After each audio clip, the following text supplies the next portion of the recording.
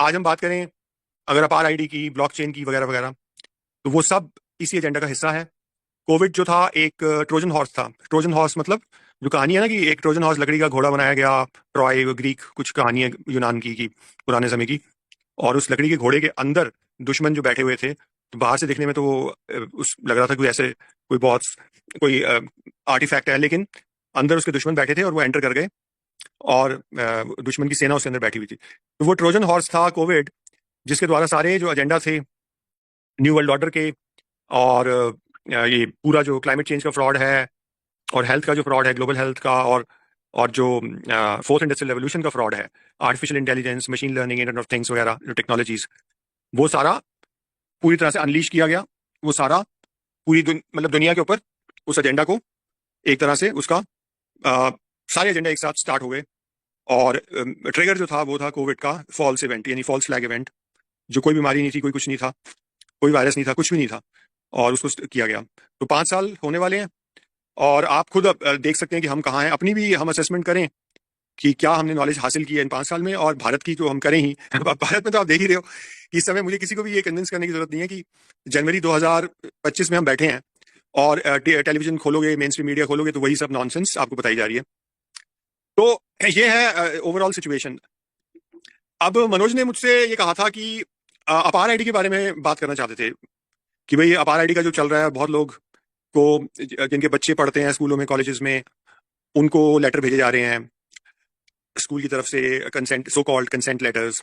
और consent letters क्या है कि कंसेंट लेटर वो होते हैं जिसमें आप कंसेंट भी दे सको और नो कंसेंट भी। लेकिन ये कंसेंट लेटर बनाए हैं पॉजिटिव कंसेंट के, कि भाई आपको देना है। तो जाहिर है वो आपकी फ्री विल को नहीं जानना चाहते, कि बल वो आपसे कंप्लायंस चाहते हैं। तो वो कंप्लायंस लेटर आप उनको कह सकते हो। कंप्लायंस का मतलब है कि भाई इस पे लिख के अपना बस साइन करके दे दो, अपना ठप्पा लगा के, कि हम आपके बच्चे की अपार आईडी बना दें, और ताकि आपके बच्चे को हम एक पूरा जो डिजिटल पेनोप्टिकॉन है, एक डिजिटल जेल है, उसका एक सदस्य इनमेट बना दें हम, बंद करें, और आपके बच्चे का सारा डेटा हम इकट्ठा करें, और उसको फिर हम मार्केट के अंदर रिलीज कर दें, और उससे लोग पैसा कमाएंगे। जो तरह तरह के जो फाइनेंशियल इंस्ट्रूमेंट्स बन रहे हैं, जिनसे डेटा से पैसा कमाने के जो तरीके बन रहे हैं, जो स्टेक होल्डर कैपिटलिज्म के तहत, उससे उसमें झोंक दें आपके बच्चे को एक ईंधन की तरह। तो आप अपनी अनुमति दे दीजिए, ये पेरेंट्स से कहा जा रहा है।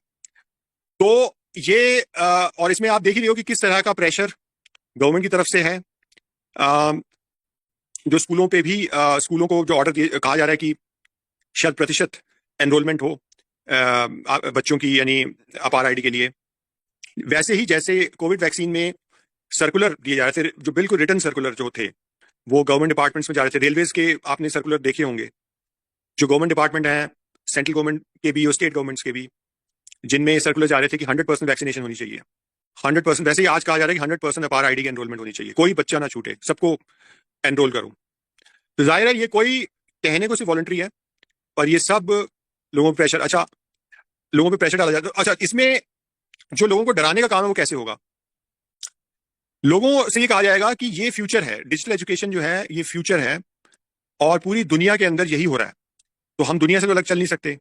एजुकेशन का फ्यूचर तो यही है। जो हमारी न्यू एजुकेशन पॉलिसी है, जो बनाई ही ये सस्टेनेबल डेवलपमेंट गोल्स के हिसाब से है, जो एजेंडा 2030 का सस्टेनेबल डेवलपमेंट गोल 4 है।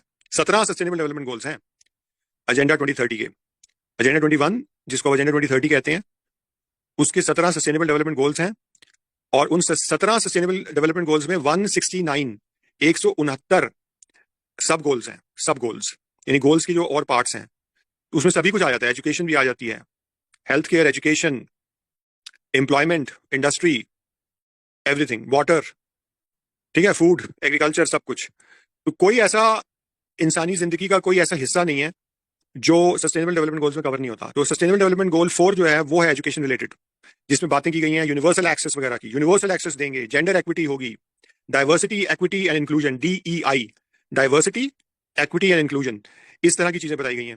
और ये सब जब यूनिवर्सल एक्सेस की बात होती है, तो इसका मतलब होता है कि सारी दुनिया को हम बर्बाद करेंगे, ये मतलब होता है इसका। जैसे यूनिवर्सल एक्सेस, इम्यूनाइजेशन में हम यूनिवर्सल एक्सेस करेंगे। ये जो भारत सरकार का कार्यक्रम भी है जो बच्चों को टीका लगाने का, उसका नाम ही है universal immunisation programme, UIP। Universal जब भी वर्ड होता है तो सावधान हो जाओ। तो यूनिवर्सल मतलब सबको मारेंगे, सबको टीके ठोक के मारेंगे, सबकी डिजिटल आईडी बना के मारेंगे। तो यूनिवर्सल एक्सेस का मतलब ये नहीं होता कि वो गरीबों का कोई उत्थान करना चाहते हैं, वो गरीबों को मारना चाहते हैं। एक्चुअल में वो मार ही रहे हैं। तो इसमें ये सारी बातें हैं, और जो सस्टेनेबल डेवलपमेंट गोल 4 है एजुकेशन रिलेटेड, उसके आधार पे बिल्कुल उससे अलाइन करके जो आपकी न्यू एजुकेशन पॉलिसी अनाउंस की गई थी 2020 में, जब कोरोना के लॉकडाउन लगे हुए थे तब, यानी कोरोना के लॉकडाउन लगाकर पूरी डेमोक्रेसी का की हत्या करके, कि जब पार्लियामेंट भी आपकी आ, नहीं, पार्लियामेंट भी कन्वीन नहीं हो रही थी, वो जब भी कन्वीन हुई तो वो इन्हीं कामों के लिए हुई, जो फ्रॉड कानून या पॉलिसीज पार्लियामेंट के थ्रू पास कराई गई। जैसे एग्रीकल्चर के जो 3 काले कानून आए थे वो भी इसी दौरान आए थे, यानी लॉकडाउन के बीच में इन्होंने एक पार्लियामेंट को कन्वीन किया सिर्फ इन कानूनों को पास करने के लिए, और बिल्कुल अलोकतांत्रिक तरीके से वो पास किए गए। वैसे ही न्यू एजुकेशन पॉलिसी भी 2020 में इन्होंने अनाउंस कर दी, और न्यू एजुकेशन पॉलिसी में तो कानून बनाने की जरूरत ही नहीं होती, वो तो पॉलिसी है, वो तो पॉलिसी की अनाउंसमेंट है, तो बहुत आसान था इनके लिए। जब लोगों को घरों में बंद करके ये एजुकेशन पॉलिसी उन पर थोपी गई, और जो पूरी तरह से अलाइंड है सस्टेनेबल डेवलपमेंट गोल 4 के हिसाब से। अ, तो ये जब लोगों से कहा जाएगा कि पूरी दुनिया डिजिटल एजुकेशन की तरफ जा रही है, और डिजिटल बच्चों के डिजिटल लॉकर बनाने की जरूरत है, जिसमें उनके सारे एजुकेशनल क्रेडेंशियल्स रहेंगे, सारे क्रेडिट्स रहेंगे, और सभी कुछ उसका रिकॉर्ड रहेगा, तो आप कैसे अपने बच्चे को उससे वंचित रख सकते हैं? आपका बच्चा तो बहुत पिछड़ जाएगा, आपका बच्चा तो कहीं का नहीं रहेगा। और भारत के लोग क्यों इस बात को मान रहे हैं या मानते हैं?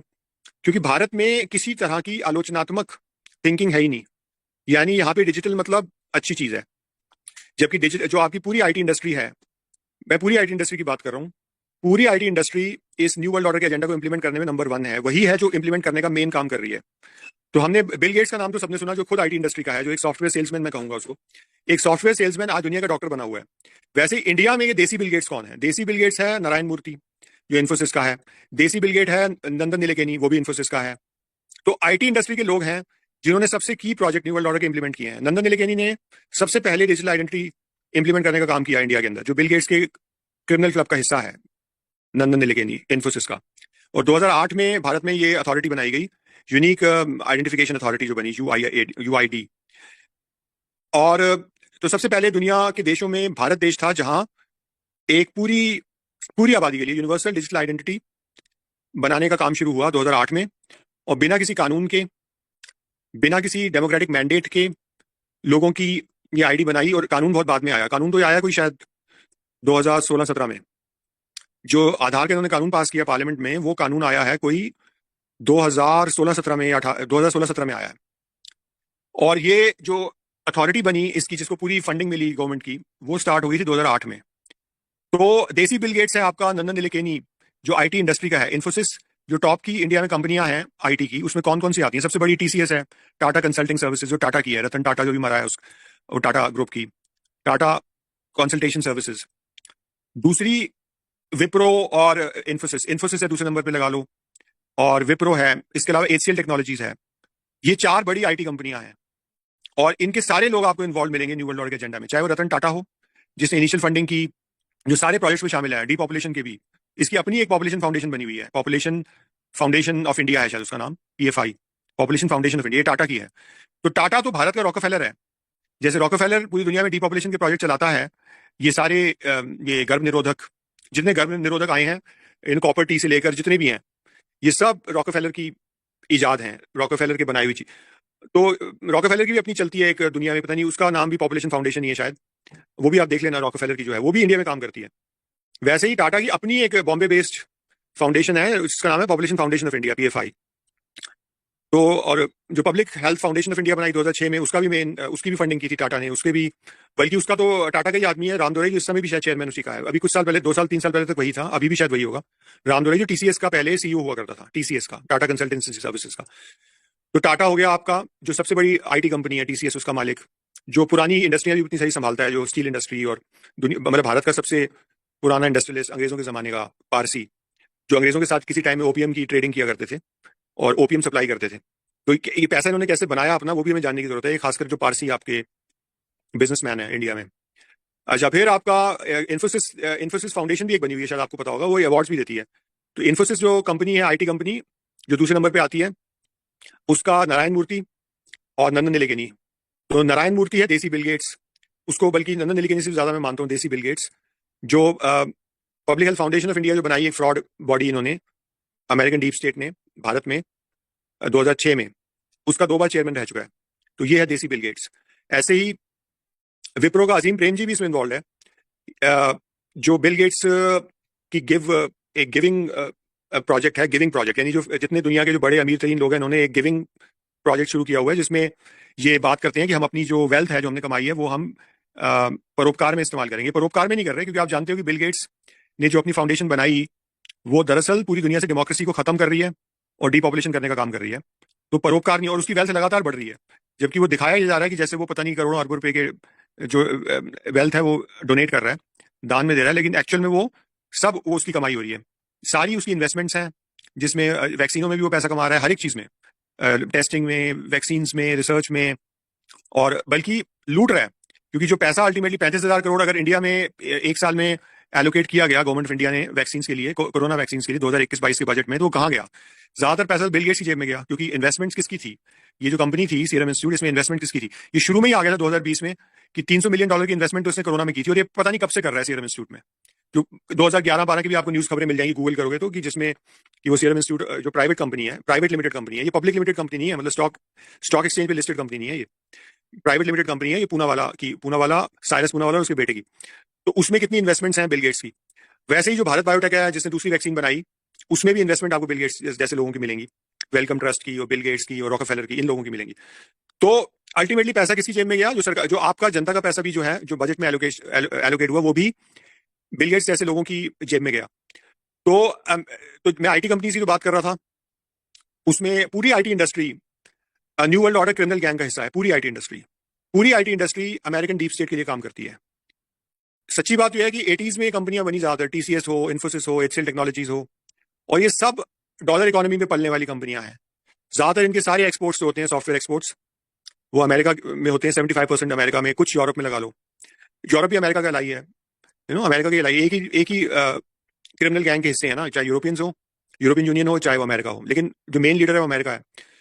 तो पूरी की पूरी आईटी इंडस्ट्री आपकी काम करती है new world order criminal gang के लिए या अमेरिकन डीप स्टेट के लिए।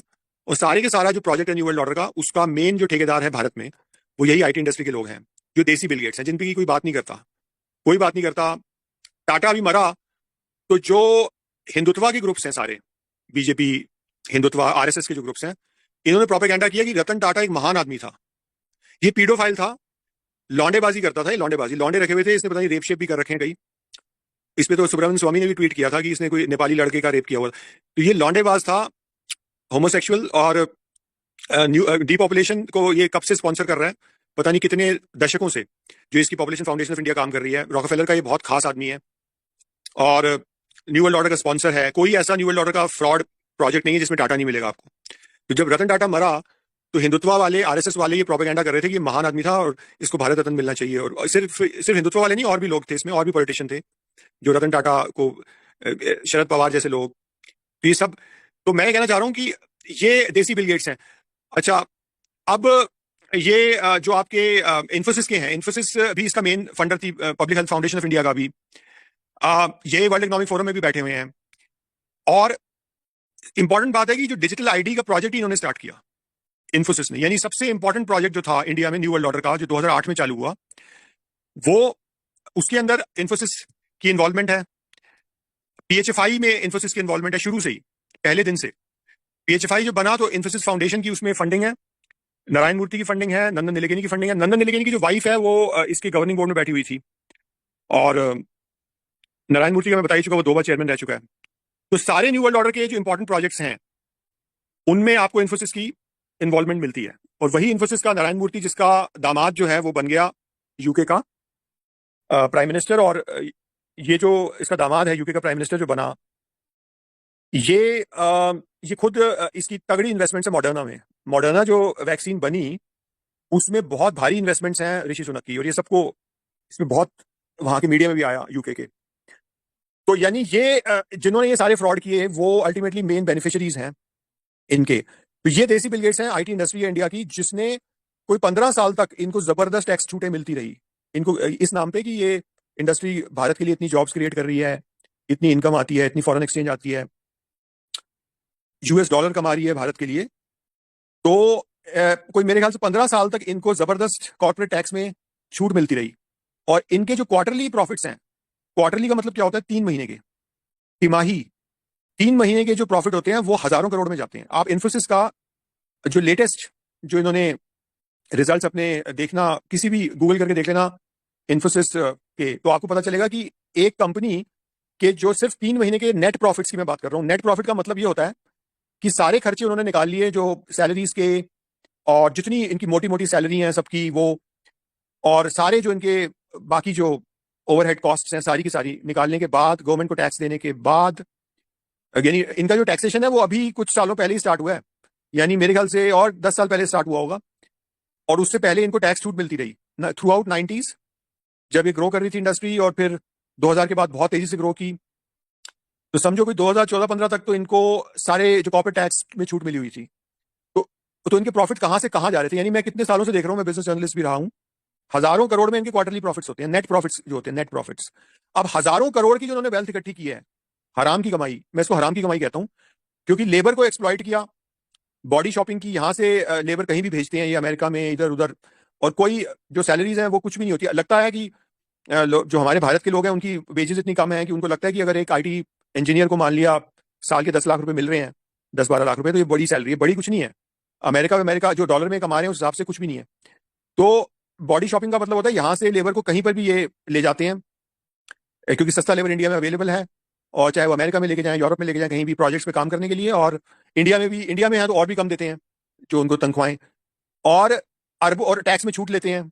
जमीन जो इनको मिलती है, जहां भी अपने ये कैंपस बनाते हैं, वहां पे हर सरकारों में होड़ लगी होती है उनको मुफ्त में जमीन देने की, फ्री में, जितना मर्जी लो। एक टाइम था कि इन्फोसिस के इतने वो जिसको कहते हैं ना कमरे थे, इन्होंने हॉस्टल बना रखे हैं जगह जगह, इनके कैंपस जहां भी है, बैंगलोर में, पुणे में, बॉम्बे में, नोएडा में, कहीं भी, गुड़गांव में, जहां जहां भी इनके कैंपसेस हैं, वहां पे इनके जो कमरे थे वो किसी होटल, जो टॉप की इंडिया की होटल कंपनी है उसके इतने कमरे नहीं थे जितने इनके थे, और सारे मुफ्त की जमीनों के ऊपर।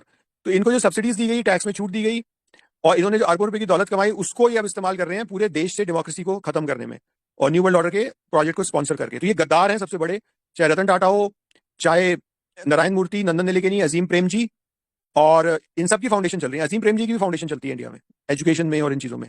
ये भी फ्रॉड है। अजीम प्रेम जी हुआ, एचसीएल टेक्नोलॉजीज हुआ, एचसीएल टेक्नोलॉजी के शिव नादर शुरू से ही पीएचएफआई के बोर्ड में था, शिव नादर है उसका नाम, जो एचसीएल टेक्नोलॉजीज का मालिक है। ये आनंद महिंद्रा चेयरमैन रह चुके हैं पीएचएफआई का। आनंद महिंद्रा भी टेक कंपनी चलाता है, जो सत्यम थी जो उसने एक्वायर की थी, तो आनंद महिंद्रा भी टेक कंपनी चलाता है। बाकी तो ये है ही उसमें, ऑटोमोबाइल इंडस्ट्री में तो है ही, और इलेक्ट्रिक व्हीकल भी बना रहा है, जो कि एक और फ्रॉड है। इलेक्ट्रिक व्हीकल भी बहुत बड़ा फ्रॉड है। तो क्योंकि वो भी इसी पूरे न्यू वर्ल्ड के एजेंडा से जुड़ा हुआ है, जो ये आपको पूरे जो तथाकथित फॉसिल फ्यूल्स जिसको ये कहते हैं उसको ये बंद कर रहे हैं, और इलेक्ट्रिक व्हीकल आपके ऊपर थोप रहे हैं, और जो एक्चुअल में पर्यावरण को और नुकसान करेगा। क्योंकि ये सब जो सेल्स बनाई जाती हैं, बैटरीज बनाई जाती हैं, वो सारी माइनिंग से बनाई जाती हैं, और वो माइनिंग जो होती है वो डिस्ट्रक्शन करेगी जंगलों का और हर एक जगह का, और वो चल रही है डिस्ट्रक्शन इस समय। तो मैं ये कहना चाह रहा हूँ कि ये लोग हैं जिन्होंने ये सब किया। तो आईटी इंडस्ट्री है जो इस पूरे प्रोजेक्ट में है। इंडिया के अंदर जो ई गवर्नेंस और स्मार्ट गवर्नेंस के प्रोजेक्ट स्टार्ट हुए अर्ली 2000 में, वो सारे के सारे उसके स्पॉन्सर यही आईटी कंपनियां थी। इसके अलावा नेशनल स्किल डेवलपमेंट कॉर्पोरेशन जो बना, जो इस फ्रॉड में शामिल है, एक पब्लिक प्राइवेट पार्टनरशिप है, ये पीपीपी। ये पब्लिक प्राइवेट पार्टनरशिप बहुत इंपॉर्टेंट कॉन्सेप्ट है, जो मैं समझा रहा हूँ 2020 से, क्योंकि जो न्यू वर्ल्ड ऑर्डर का क्रिमिनल गैंग है वो भी अपने आप को एक ग्लोबल पब्लिक प्राइवेट पार्टनरशिप कहता है।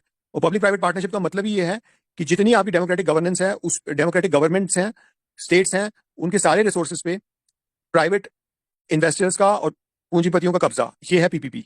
तो पीपीपी द्वारा पिछले 30 साल में इंडिया में, 30-34 साल में, यानी 1991 में यहाँ पे औपचारिक तौर से न्यू लिबरल पॉलिसीज इंपोज करनी स्टार्ट हुई। 91 में औपचारिक तौर से जो न्यू लिबरल रिफॉर्म्स इंडिया में स्टार्ट हुए, इकोनॉमिक रिफॉर्म भी जिसको कहा जाता है, इनका सही नाम है न्यू लिबरल इकोनॉमिक रिफॉर्म्स, जो 91 में स्टार्ट हुए। 1991 में जब नरसिम्हा राव की गवर्नमेंट थी कांग्रेस की, और मनमोहन सिंह को वित्त मंत्री बनाया गया, तब से औपचारिक तौर से स्टार्ट हुए। तो उस हिसाब से इंडिया में अब 33-34 साल हो गए। और उसके बाद ये पीपीपी का कॉन्सेप्ट आया। पहले ये फिजिकल इंफ्रास्ट्रक्चर में आया, रोड, स्पोर्ट्स, एयरपोर्ट्स, जितने नेशनल हाईवेज हैं, स्टेट हाईवेज हैं, ये सारे के सारे पीपीपीज में आ गए। यानी बड़े बड़े कंसेशन एग्रीमेंट साइन होने स्टार्ट हो गए। पहले तो ये था कि गवर्नमेंट केवल रोड की कंस्ट्रक्शन करवाती थी प्राइवेट कॉन्ट्रैक्टर से, रोड की, पोर्ट्स की, एयरपोर्ट्स की, जो भी फिजिकल इंफ्रास्ट्रक्चर है उसकी केवल कंस्ट्रक्शन। ओनरशिप जो है वो गवर्नमेंट के हाथ में होती थी, यानी जनता के हाथ में। तो उसमें आपके पास रेमेडीज थी, और रेमेडी यही होती है कि जितने भी डेमोक्रेटिक आपके तरीके हैं सरकार को से की अकाउंटिंग करने के, वो आपके पास होते हैं। लेकिन जब वो प्राइवेट हाथों में चली जाती है, रोड अगर कंसेशन एग्रीमेंट 30 साल के कंसेशन एग्रीमेंट के तहत एक टोल रोड बनाई है, नेशनल हाईवे बनाया, स्टेट हाईवे बनाया, वो प्राइवेट कॉन्ट्रैक्टर कंट्रोल कर रहा है, तो आपके जनता के हाथ में अब कुछ बचा ही नहीं। वो आपसे पैसे भी वसूल रहा है, टैक्स भी वसूल रहा है, जबकि उसका वो टैक्स वसूल ही नहीं सकता। अगर भारत के संविधान को भी देखा जाए तो उसमें साफ लिखा हुआ है कि प्राइवेट पार्टियां जनता से पैसे नहीं ले सकती, लेकिन उसको अब टैक्स कहने की बजाय उसको एक नया नाम दे दिया टोल का, यूजर चार्जेस। इसको यूजर चार्जेस भी कहते हैं। और वो प्राइवेट पार्टियां, जो प्राइवेट कॉन्ट्रैक्टर है, वो आपसे पैसे वसूल रहे हैं रोड इस्तेमाल करने के, रोज डेली बेसिस पे। आप 2 बार उस रोड से गुजरोगे, दोनों बार उसका टोल दोगे। तो ये स्टार्ट हुआ तब, यानी जो पब्लिक प्राइवेट पार्टनरशिप का जो फ्रॉड स्टार्ट हुआ 90s में स्टार्ट हुआ था। जो शुरू शुरू में रोड्स बनी, जैसे दिल्ली नोएडा टोल रोड है, डीएनडी फ्लाईवे जिसको कहते हैं, ये सबसे पहले 92 में कंसीव हुई थी, 92 में।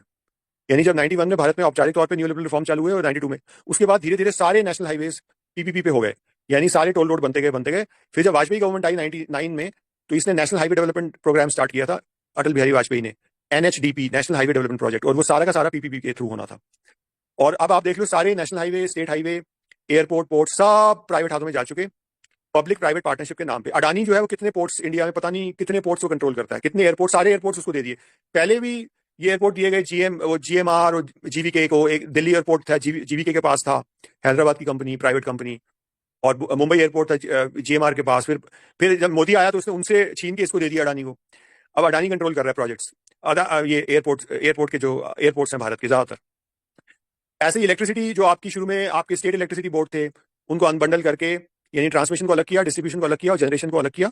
इलेक्ट्रिसिटी जनरेशन अलग हो गई, डिस्ट्रीब्यूशन अलग हो गया, ट्रांसमिशन अलग हो गया, और ये कंपनियां भी अनबंडल करके प्राइवेट हाथों में गई। ये भी सब पीपीपी है। तो सारा कुछ पीपीपी हो गया। अब गवर्नमेंट भी अब प्राइवेट हो चुकी, क्योंकि गवर्नमेंट जो है वो आज, जितनी गवर्नमेंट की पॉलिसीज हैं, जितनी भी पॉलिसीज हैं, सब न्यू वर्ल्ड ऑर्डर एजेंडा के तहत हैं और एजेंडा 2030 के तहत हैं। तो ऐसी कोई पॉलिसी है ही नहीं, जैसे मैंने बताया, वो इतनी ज्यादा ऑल एम्ब्रेसिंग है ये एजेंडा 2030।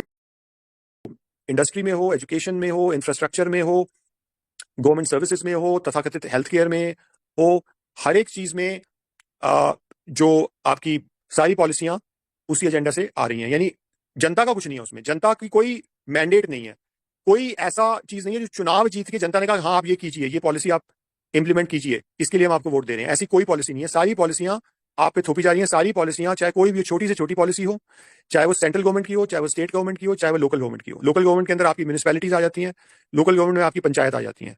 तो पंचायत के लेवल तक जितनी पॉलिसियां हैं, सारी की सारी बाहर से आ रही हैं। प्राइवेट इन्वेस्टर, प्राइवेट जो बिलियनियर्स हैं, वो इंपोज कर रहे हैं। नारायण मूर्ति जैसे बदमाश, नंदन नीलेकनी जैसे बदमाश, बिल गेट्स जैसे बदमाश, रॉकफेलर जैसे, रॉथस्चाइल्ड जैसे, ब्लैकस्टोन, ये ब्लैक रॉक जैसे, ये हैं जो कर रहे हैं। और इनकी इनकी पॉलिसीज को इंप्लीमेंट किया जा रहा है। कुछ भी डेमोक्रेटिक नहीं बचा। और इन्हीं की जो पॉलिसीज हैं, वही वर्ल्ड इकोनॉमिक फोरम का एक सेक्रेटेरिएट, पूरा न्यू वर्ल्ड ऑर्डर का जो क्रिमिनल गैंग है, उसने अपनी सेक्रेटेरिएट भारत में खोली हुई है, जिसका नाम है नीति आयोग। और उस नीति आयोग में जो इलेक्टेड लोग हैं भारत के, प्रधानमंत्री और मुख्यमंत्री जो इलेक्टेड हैं, जो आपने चुनाव में जिनको वोट देके आपने उनको उन पदों पर बिठाया है जनता ने, वो लोग उसके बाबू बने हुए हैं। यानी नीति आयोग का जो गवर्निंग बोर्ड है, उसमें कौन लोग बैठे हैं? उसका चेयरमैन है प्रधानमंत्री, और उसके जो सदस्य हैं वो हैं सारे मुख्यमंत्री देश के, सारे सारे मतलब सारे जितनी स्टेट्स और यूनियन टेरिटरीज हैं उन सबके मुख्यमंत्री। वो सब अलग अलग पार्टियों के हैं, और सब मिलके न्यू वर्ल्ड ऑर्डर का एजेंडा इंप्लीमेंट कर रहे हैं। असल पॉलिसी वहां से आ रही है सारी। वर्ल्ड इकोनॉमिक फोरम और उसकी सेक्रेटेरिएट हो गई, यानी जो new world order criminal gang कह लो आप, और उसकी सेक्रेटेरिएट हो गई, सचिवालय हो गया। नीति आयोग, और नीति आयोग के बाबू कौन है? जिन्हें आप इलेक्टेड लोग समझते हो, बड़े पावरफुल समझते हो, वो बाबू बन चुके हैं। वो बाबू हैं जिनका काम है इंप्लीमेंट करने का इन पॉलिसीज को। और वो बाबू कौन है? एक प्रधानमंत्री और सारे मुख्यमंत्री। इसको कोऑपरेटिव फेडरलिज्म कहा गया। मोदी ने बार बार ये शब्द इस्तेमाल किया, कोऑपरेटिव फेडरलिज्म। तो ये जो कोऑपरेटिव फेडरलिज्म था, ये दरअसल था जिसकी वो बार बार बात करता था। अब प्रधानमंत्री बनने से पहले ये बातें करता था, एक टीम होगी, टीम होगी, टीम होगी। वो टीम क्या होगी? कि सेंट्रल गवर्नमेंट और स्टेट गवर्नमेंट मिलके पॉलिसियां इंप्लीमेंट करेंगे। और टीम को वो कहता था कि सब मिलके हम तो एक टीम की तरह काम करेंगे। वो टीम जो थी, वो इसी टीम की बात कर रहा था। जैसे ये बना प्रधानमंत्री 2014 में, तो इसने जनवरी 2015 में प्लानिंग कमीशन बंद कर दिया, और प्लानिंग कमीशन की जगह इसने नीति आयोग को स्थापित किया। नीति, NITI, national institution for transforming India, यानी न्यू वर्ल्ड ऑर्डर का agenda, national institution for transforming India, NITI आयोग। और उसमें उसके गवर्निंग बोर्ड में सारे चीफ मिनिस्टर बैठा दिए सभी पार्टियों के। वो सब मिलके न्यू वर्ल्ड ऑर्डर के एजेंडा को इंप्लीमेंट कर रहे हैं, और यहां से सारी चीजें आ रही हैं। अब RID भी यहीं से आ रही है। सारी जो आपकी हैं, सारी पॉलिसियां यहां से आ रही हैं। जो 3 कंपोनेंट है न्यू वर्ल्ड ऑर्डर के, जिसके बारे में मैं कई बार बता चुका हूं। एक तो क्लाइमेट चेंज का एजेंडा, जिसमें जो इससे जुड़ता है एजेंडा 21, एजेंडा 2030 से सस्टेनेबल डेवलपमेंट गोल 17, 169 सब गोल्स। पहला ये हो गया क्लाइमेट चेंज वाला, सस्टेनेबल डेवलपमेंट गोल्स।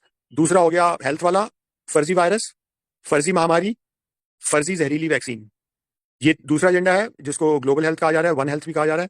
और तीसरा हो गया फोर्थ इंडस्ट्रियल रेवोल्यूशन, जिसमें आ गया आपका artificial intelligence, machine learning, internet of things, internet of bodies, blockchain और ब्लॉकचेन टेक्नोलॉजी जो आपको गुलाम बनाने की टेक्नोलॉजी है। और ये सारी चीजें आ गई आपकी फोर्थ इंडस्ट्रियल रेवोल्यूशन में। तो तीन कंपोनेंट हो गए आपके न्यू वर्ल्ड ऑर्डर एजेंडा के। तीनों को इंप्लीमेंट कौन कर रहा है? नीति आयोग के द्वारा इंप्लीमेंट हो रही है। सारी पॉलिसियां वहां से आ रही है, कुछ भी डेमोक्रेटिक नहीं है, कुछ भी जनता के मैंडेट से नहीं है, कुछ भी ऐसी चीज नहीं है जिसपे इन्होंने चुनाव लड़के जनता से मैंडेट हासिल किया, जनादेश हासिल किया हो। एक भी पॉलिसी नहीं है।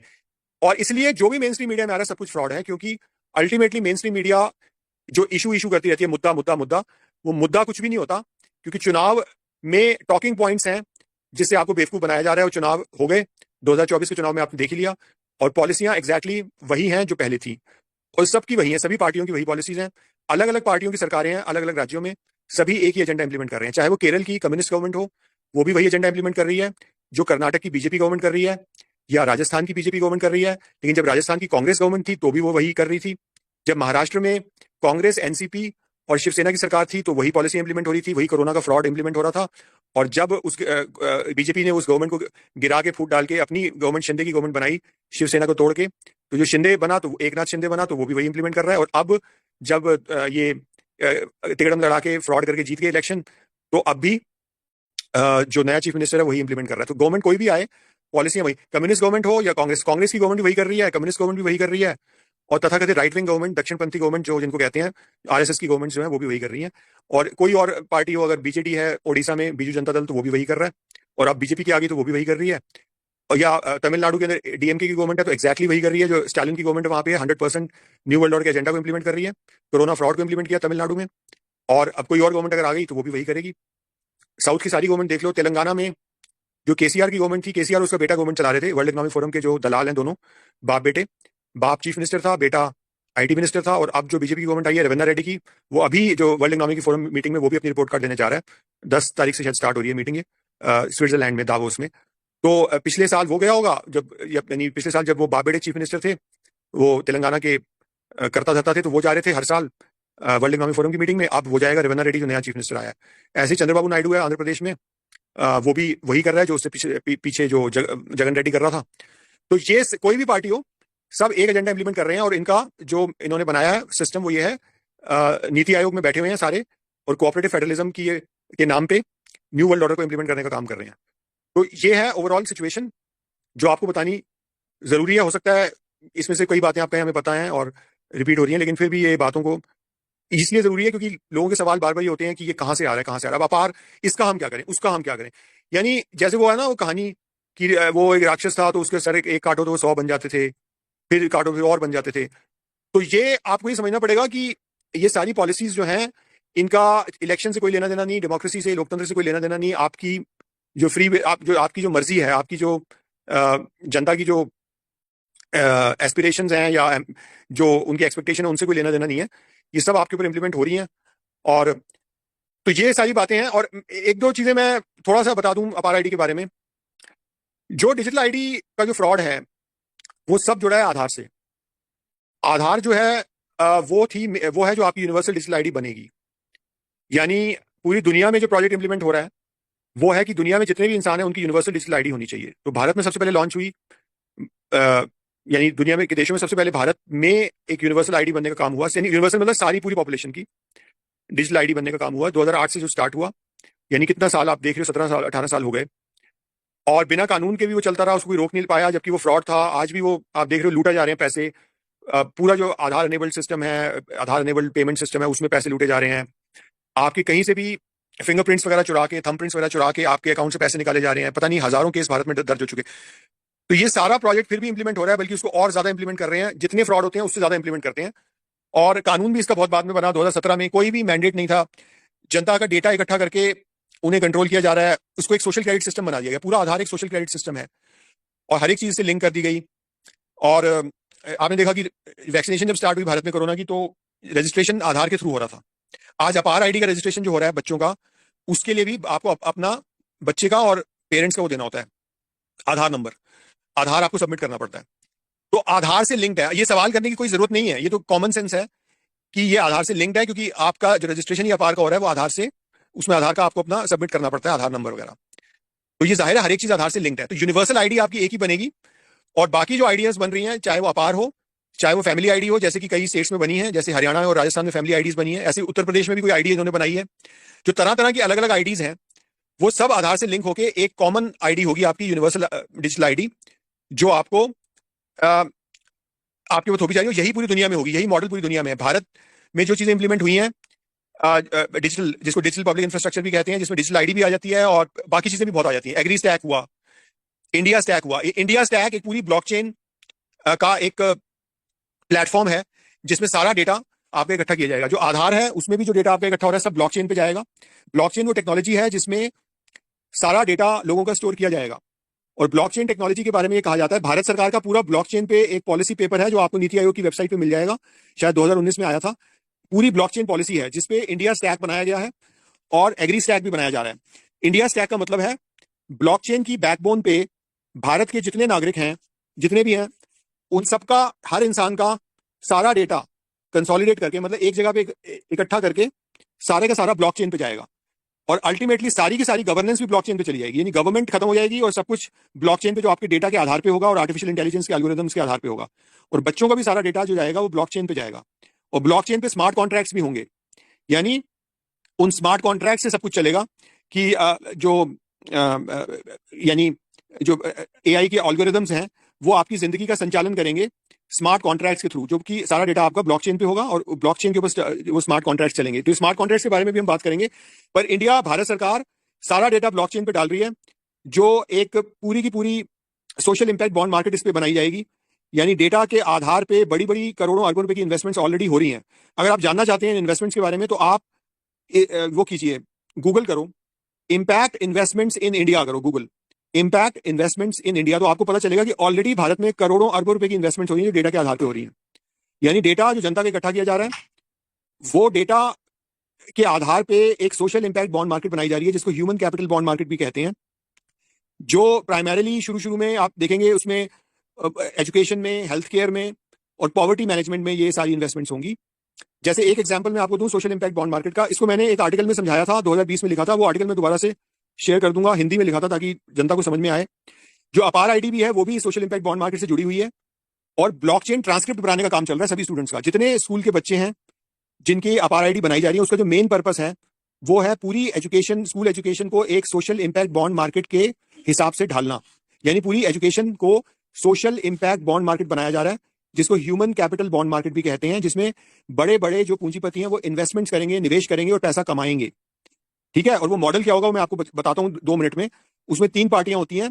एक बड़ा इन्वेस्टर होगा जो इन्वेस्टमेंट करेगा, एक गवर्नमेंट होगी, और तीसरा होगा एनजीओ जो इंप्लीमेंट करेंगी प्रोजेक्ट को।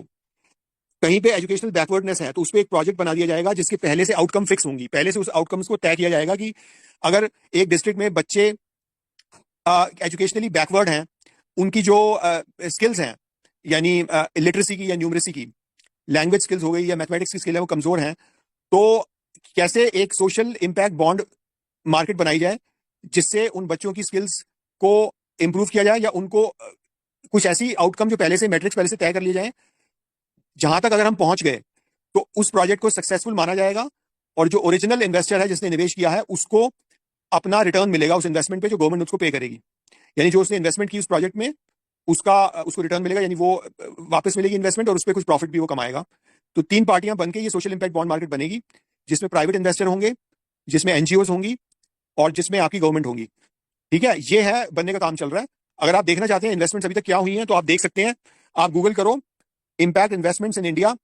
एक इम्पैक्ट इन्वेस्टमेंट काउंसिल भी बनी हुई है, उसमें आप देखो कौन कौन लोग हैं। उसमें रॉकफेलर फाउंडेशन भी मिलेगी, उसमें सारे जो बड़े बड़े प्लेयर हैं मिलेंगे। एक इन्होंने एक प्रोजेक्ट के बारे में आपको बताता हूं। एक नेशनल स्किल डेवलपमेंट कॉर्पोरेशन बनी थी 2010 में, जब मनमोहन सिंह, सोनिया गांधी मनमोहन सिंह की गवर्नमेंट थी। तो सोनिया गांधी मनमोहन सिंह, कभी मनमोहन सिंह मरा तो लोगों ने कहा कितना महान आदमी था। मनमोहन सिंह ने अपनी सारी जिंदगी दल्लागिरी की है। मनमोहन सिंह ने अमेरिकन डीप स्टेट का ये दल्ला था, वैसे ही जैसे नरेंद्र मोदी दल्ला है। कई लोग बोलते हैं कि देखो, नरेंद्र मोदी के बारे में इतना तो कह सकते हैं कि वो चुनाव जीता, यानी उसको डेमोक्रेटिक मैंडेट हासिल था। लेकिन ये चुनाव कैसे जीता?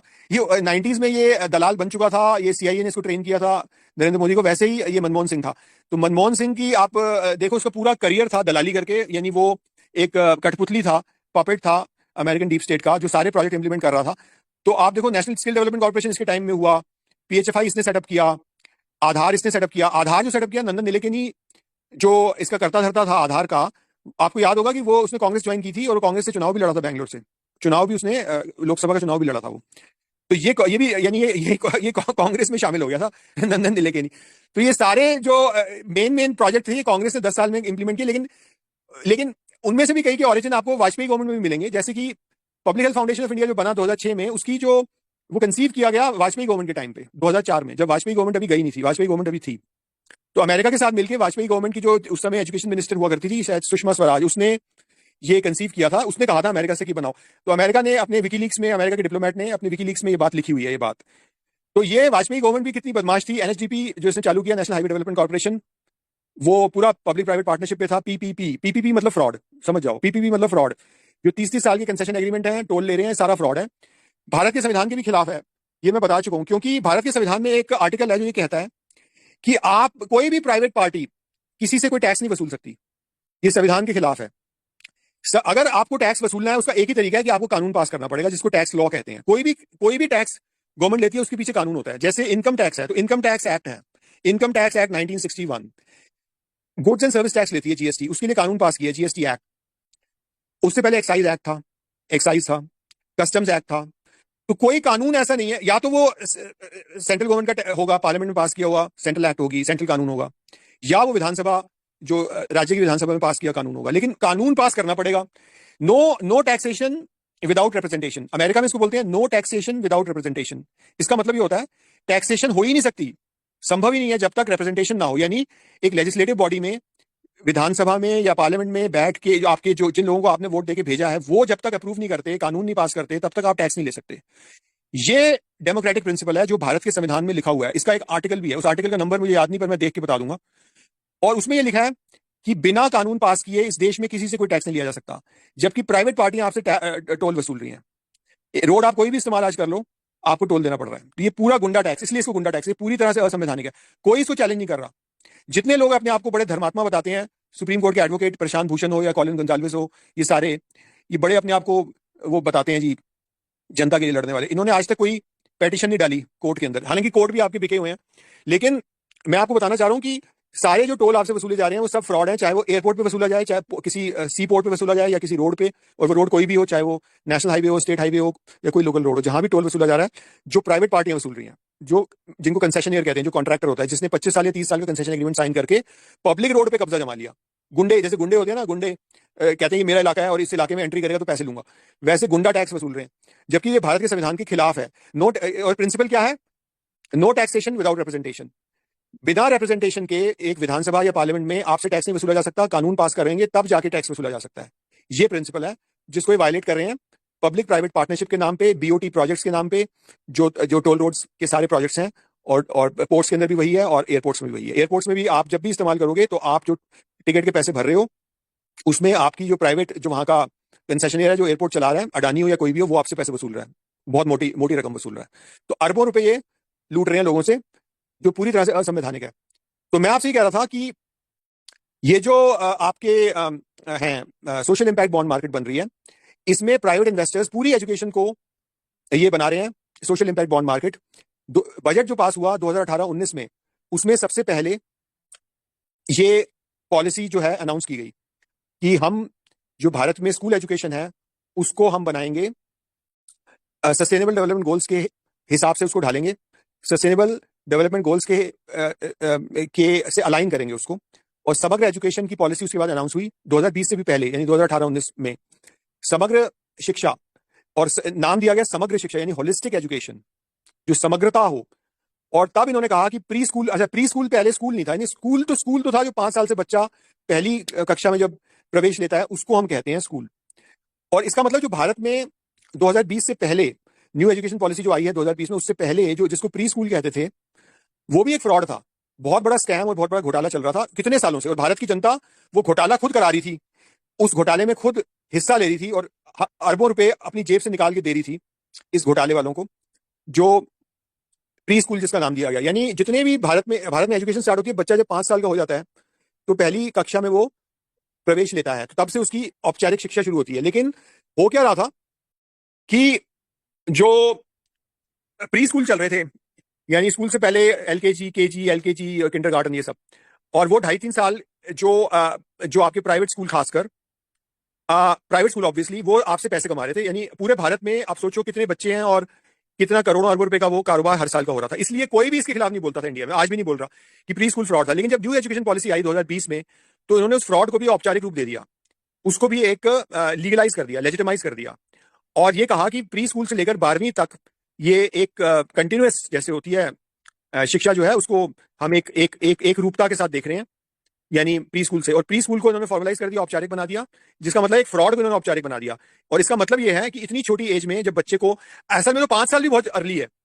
एक टाइम था कि इवन नॉर्वे जैसी स्कैंडिनेवियन कुछ कंट्रीज हैं जहां पे 7 साल में बच्चे की फॉर्मल एजुकेशन स्टार्ट होती है। तो जितनी देर से आप भेजोगे, आप 7-8 में भेजोगे बच्चा, उतना, जितनी देर से आप भेजो इस फ्रॉड सिस्टम के अंदर ना, वो उतना आपके लिए अच्छा है। और जितनी जल्दी आप भेजोगे उतनी जल्दी आपका बच्चा डैमेज होगा। और इसके अलावा जो घोटाला है ये करोड़ों अरबों रुपए का, कि छोटे से यानी 2.5-3 साल के बच्चे को आप स्कूल एजुकेशन के अंदर घुसेड़ रहे हो, जबकि वो अपनी, जिसको होश ही नहीं है, जिस बच्चे को, जो इतना छोटा बच्चा है, और वो उसकी खेलने का टाइम है, सोशलाइज होने का टाइम है, कम्युनिटी में रहने का टाइम है, और आप उसको इंस्टीट्यूशनल स्पेस में घुसेड़ रहे हो और उसको एक ऐसी जगह पे भेज रहे हो जहां पे उसकी ब्रेन वॉशिंग स्टार्ट होगी इतनी छोटी उम्र में, और वो अपने आप को संभालने लायक नहीं बचेगा, क्योंकि इतनी छोटी एज में अगर उसकी ब्रेन वॉशिंग स्टार्ट हो रही है। तो ये इन्होंने किया न्यू एजुकेशन पॉलिसी में, प्री स्कूल को 12वीं से जोड़ के, और इस तरीके से इन्होंने जो एक फ्रॉड को एक लीगल और औपचारिक रूप दे दिया। और लोगों ने इसमें कोई प्रोटेस्ट नहीं किया। क्यों? क्योंकि लोग पहले से ही इसमें शामिल थे। जो लोग पहले से ही इस फ्रॉड को, भारत, आपने देखा बड़े शहरों में क्या होता है, दिल्ली मुंबई जैसे शहरों में, कि जितने आपके बड़े स्कूल्स हैं वो उन्होंने एंट्री पॉइंट तो प्री स्कूल बना रखा है। अगर उस स्कूल में आपको एंट्री चाहिए, जिस स्कूल में लाइन लगी रहती है लोगों, जिसमें लोग एडमिशन लेना चाहते हैं, जो डिजायरेबल स्कूल माने जाते हैं, प्राइवेट स्कूल्स, जैसे दिल्ली में दिल्ली पब्लिक स्कूल है, दिल्ली पब्लिक स्कूल के बहुत सारे स्कूल्स हैं, बाल भारती हुआ, दिल्ली पब्लिक स्कूल हुआ, प्राइवेट स्कूल हैं सारे।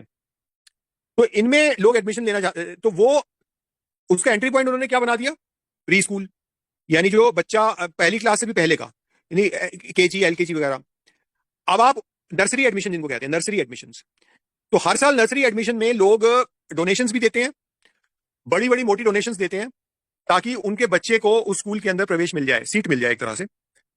और इस तरीके से अरबों रुपए का यानी वो आपके एक तरह से समाज से लूट रहे हैं जो प्राइवेट स्कूल वाले हैं। यानी हर साल नर्सरी एडमिशन की जो होड़ लगी होती है, वो इसलिए लगी होती है क्योंकि लोग ये चाहते हैं कि नर्सरी में एडमिशन अगर मेरे बच्चे को मिल जाए, उसके बाद तो फिर मेरी टेंशन दूर होगी, 12वीं तक वो स्कूल में पढ़ेगा और मेरी टेंशन दूर हो गई, और अभी मुझे जो भी पैसा देना है मैं दे दूंगा, और वो डोनेशन भी देगा, सब कुछ देगा, और जितना वो लूट सकते हैं स्कूल वाले लूटेंगे। ठीक है ना? तो ये फ्रॉड चल रहा था, और जो मिडिल क्लास के लोग हैं भारत के, वो इस फ्रॉड में हिस्सा ले रहे थे, बजाय कि इसको अपोज करने के, ये कहने के कि नर्सरी स्कूल एडमिशन हो ही क्यों रहे हैं। जब आपका औपचारिक शिक्षा जब पहली जमात से, पहली कक्षा से शुरू हो रही है, जब बच्चा 5 साल का होगा, स्कूल एजुकेशन एक्ट बनी हुई है, स्टेट्स की जो स्कूल एजुकेशन एक्ट है उसमें लिखा हुआ है कि 5 साल से पहले बच्चे की एजुकेशन स्टार्ट नहीं हो सकती। 5 साल में बच्चे को एडमिशन मिलेगा पहली क्लास में, 4 साल के बच्चे को लेकर जाओगे एडमिशन नहीं मिलेगा। तो फिर आपने ये क्यों घोटाला होने दिया इतने सालों तक? ये घोटाला था जो नर्सरी स्कूल एडमिशन का होता है, जो जैसे मैंने बताया अरबों रुपए का घोटाला जो हर साल होता है। और भारत में चाइल्ड साइकोलॉजिस्ट हैं जो जानते हैं इस बात को, कि इतने छोटे बच्चे को इस स्कूल सिस्टम में घुसेड़ने का मतलब उसको डैमेज करना है। पर वो बोलते क्यों नहीं है, कभी आपने सोचा है? जर्नलिस्ट इस पे लिखते क्यों नहीं है, कभी आपने सोचा है? पढ़े लिखे लोगों को ये बात समझ में होनी चाहिए, वो खुद जानते हैं कि 2 जनरेशन पहले तक हम बच्चे को 7 साल 8 साल में बच्चे को स्कूल भेजते थे, हमारी मर्जी, हम जब मर्जी भेजें, और अच्छा करते थे, और बच्चा जल्दी पिक करता था, और वो जितना लेट भेजो उतना अच्छा है। लेकिन तो अब हमने ये रिड्यूस क्यों करते गए हम एज, और आज हम एक 2.5-3 साल बच्चे को प्ले स्कूल में क्यों भेज रहे हैं? 2.5 साल का बच्चा जो पॉटी ट्रेंड भी नहीं होता ठीक से, उस पॉटी ट्रेंड जो बच्चा पॉटी अनट्रेंड है, वो पॉटी भी उसको वो नहीं कर सकता, उसको आप भेज रहे हो पहले प्ले स्कूल्स में भेज रहे हो, फिर आप उसको ये एलकेजी वगैरह में भेज रहे हो। तो ये नॉनसेंस आप क्यों कर रहे हो? अपने बच्चे पे इतने जुल्म क्यों कर रहे हो?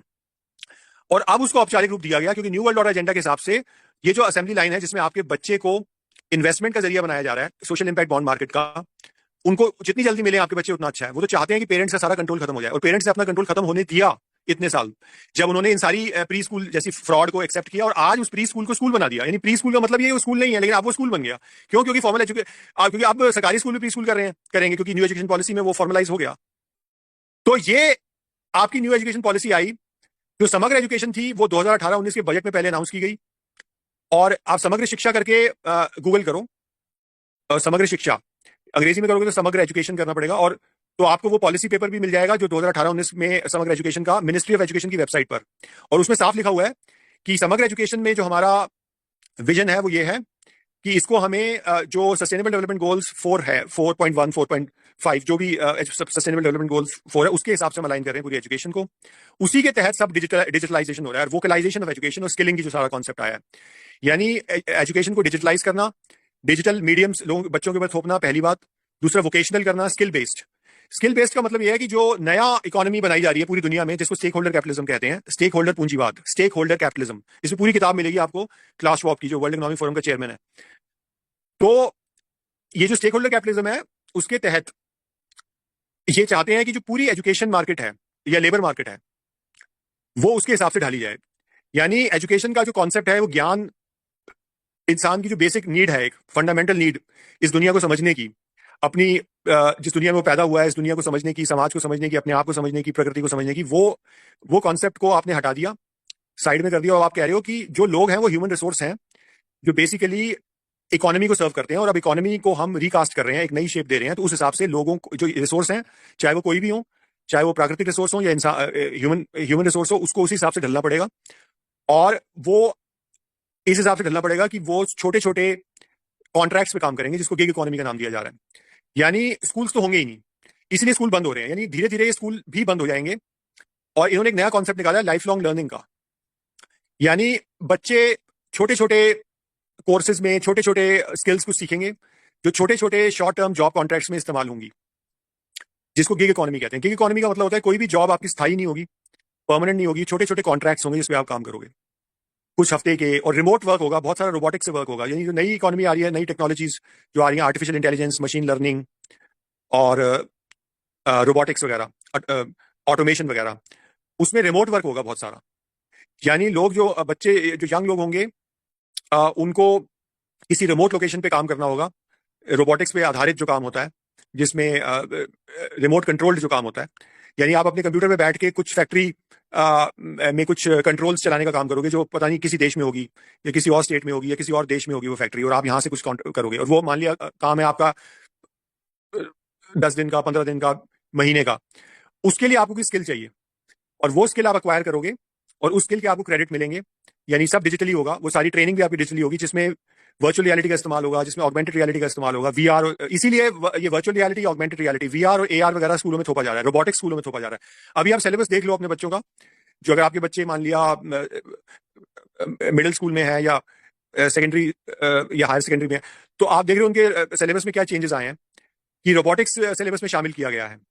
ठीक है, बहुत सारा आईटी का और रोबोटिक्स को शामिल किया और जबरदस्ती थोपा जा रहा है, क्योंकि इवन सॉफ्टवेयर, ये कोडिंग वगैरह भी, सॉफ्टवेयर कोडिंग भी जबरदस्ती थोपी जा रही है। बच्चा अगर नहीं भी चाहता, वो सॉफ्टवेयर कोडिंग नहीं लेना चाहता या आईटी नहीं लेना चाहता या रोबोटिक्स नहीं लेना चाहता, फिर भी उसमें थोपा जा रहा है, क्योंकि सारी इकोनॉमी को उस हिसाब से ढाला जा रहा है। तो जो गिग इकोनॉमी का मतलब होता है कि कोई जॉब आपके बच्चे के पास स्थायी जॉब्स नहीं होंगी, बहुत ही उसमें उनको कम सैलरीज मिलेंगी, छोटे छोटे कॉन्ट्रैक्ट पे वो काम करेंगे और बार बार उन्हें अपनी स्किल्स को बदलना पड़ेगा। यानी अपनी स्किल को, पुरानी हो जाएंगी जब स्किल, कोई कॉन्ट्रैक्ट, छोटा सा कॉन्ट्रैक्ट जब खत्म हो जाएगा, उसकी स्किल भी आप अब आपके काम की नहीं रहेगी, फिर आप कोई नई स्किल सीखोगे, फिर आप नई स्किल सीखो। तो बार बार स्किलिंग, रीस्किलिंग, यानी रीस्किलिंग मतलब दोबारा दोबारा आपको नई नई स्किल सीखनी होंगी, और इसी को ये लाइफ लॉन्ग लर्निंग का नाम दे रहे हैं। लाइफ लॉन्ग लर्निंग का मतलब सारी जिंदगी आप यही करते रहोगे और कभी भी आपके पास आपको कोई ना तो परमानेंट मिलेगी, परमानेंट जॉब मिलेगी, ना उसमें कोई बेनिफिट्स होंगे, ना उसमें वो सुविधाएं होंगी जो अभी होती हैं, जैसे लीव्स वगैरह होती हैं, रिटायरमेंट प्लानिंग होती है पूरी, कि रिटायरमेंट पे आपको पेंशन मिलती है। यानी जो भी आपने नौकरियां की हैं सारी जिंदगी, उसमें जो आपकी सेविंग्स हैं, जो प्रोविडेंट फंड में जा रही हैं, वो आपको रिटायरमेंट में पेंशन के तौर पे मिलती हैं। जब तक आप मर नहीं जाते,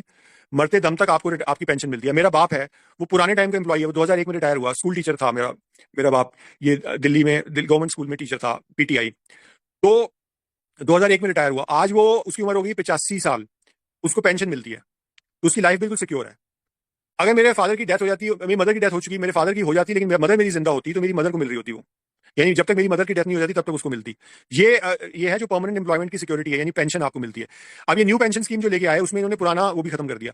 यानी गवर्नमेंट एम्प्लॉइज भी को भी आज मेरे ख्याल से वो पुरानी पेंशन जो होती है, जिसमें प्रोविडेंट फंड में आपके पैसे कटते हैं और रिटायरमेंट पे आपको पेंशन मिलती है, वो खत्म करके न्यू पेंशन स्कीम लगा दी। न्यू पेंशन स्कीम मार्केट से जुड़ी हुई है, यानी मार्केट की जितनी अनसर्टेनिटीज है उनसे जुड़ी हुई है। मार्केट ऊपर जा सकती है, नीचे जा सकती है, और मार्केट तो फ्रॉड ही है, क्योंकि मार्केट में जो बड़े इन्वेस्टर होते हैं वो मार्केट को मैनिपुलेट करते हैं। वो रॉकफेलर मैनिपुलेट करेगा या मुकेश अंबानी मैनिपुलेट करेगा या अडानी मैनिपुलेट करेगा, ये मैनिपुलेट करके चलाते हैं स्टॉक मार्केट्स। तो जो न्यू पेंशन स्कीम है, जो जिसमें शायद इन्होंने गवर्नमेंट एम्प्लॉइज को भी डाला हुआ है, तो जो हमारे पास जॉब्स होती थी परमानेंट, प्राइवेट में भी इस तरह की सुविधाएं सारी पुराने टाइम में होती थी, प्राइवेट जॉब्स में भी और गवर्नमेंट जॉब्स में भी, वो सब खत्म। और गिग इकोनॉमी का मतलब अस्थायी जॉब्स, ये आज की जो कॉन्ट्रैक्टिंग जॉब्स है उससे भी बदतर, यानी कॉन्ट्रैक्ट्स में लोग लड़ रहे हैं ना कि जो लोग कॉन्ट्रैक्ट पे होते हैं वो चाहते हैं कि हमें आप परमानेंट कर दो। आपने देखा होगा कोई म्यूनिसिपल सफाई कर्मचारी भर्ती हुए तो वो कॉन्ट्रैक्ट पे होते हैं, तो वो मांग करते हैं कि जितने भी कॉन्ट्रैक्ट एम्प्लॉई हैं उनको स्थायी किया जाए ताकि वो सारी सुविधाएं उनको मिलें जो स्थायी एक मुलाजिम को, कर्मचारी को मिलती हैं। ये उससे भी बुरा है क्योंकि अभी तो कॉन्ट्रैक्ट होते हैं 2 साल के, 3 साल के, 4 साल के, 5 साल के, और फिर वो रिन्यू हो जाते हैं। अभी जो स्थिति आ रही है गिग इकोनॉमी की वो है कि हफ्तों के कॉन्ट्रैक्ट, हफ्ते के, 10 दिन के, 15 दिन के, 20 दिन के, इस तरह के कॉन्ट्रैक्ट्स में काम करेंगे। इसीलिए ये स्किलिंग का गोरख धंधा स्टार्ट हुआ। नेशनल स्किल डेवलपमेंट कॉर्पोरेशन बनाई गई 2010 में। ये भी पब्लिक प्राइवेट पार्टनरशिप है। पब्लिक प्राइवेट पार्टनरशिप का मतलब प्राइवेट हाथों में है। अगर इस कंपनी की आप शेयर होल्डिंग देखोगे तो पता चल जाएगा ये प्राइवेट हाथों में है। उसकी डेफिनेशन ये होती है, अगर 50 से थोड़ी सी 51% शेयर होल्डिंग प्राइवेट प्लेयर की है तो वो प्राइवेट कंपनी होती है। तो आज आपकी गवर्नमेंट भी प्राइवेटाइज ऐसे हो गई कि कितनी प्राइवेट कंपनियां जो पब्लिक प्राइवेट पार्टनरशिप जो गवर्नमेंट चला रही है, चाहे वो इंफ्रास्ट्रक्चर प्रोजेक्ट्स में हो, चाहे वो नेशनल स्किल डेवलपमेंट कॉर्पोरेशन जैसी कंपनियों में हो, उसमें प्राइवेट ओनरशिप है। ऑफिस बना हुआ है, गवर्नमेंट ऑफिस किसी मिनिस्ट्री के अंदर बना होगा, और बैठा हुआ है उसमें कोई प्राइवेट आदमी जो उसका सीईओ होगा, जो उसका चीफ एग्जीक्यूटिव ऑफिसर होगा, जो चला रहा होगा। नेशनल स्किल डेवलपमेंट कॉर्पोरेशन भी पब्लिक प्राइवेट पार्टनरशिप है। 51% इसमें प्राइवेट प्लेयर सारे बैठे हैं, जितने बदमाश हैं आईटी कंपनियों के वो बैठे हुए हैं।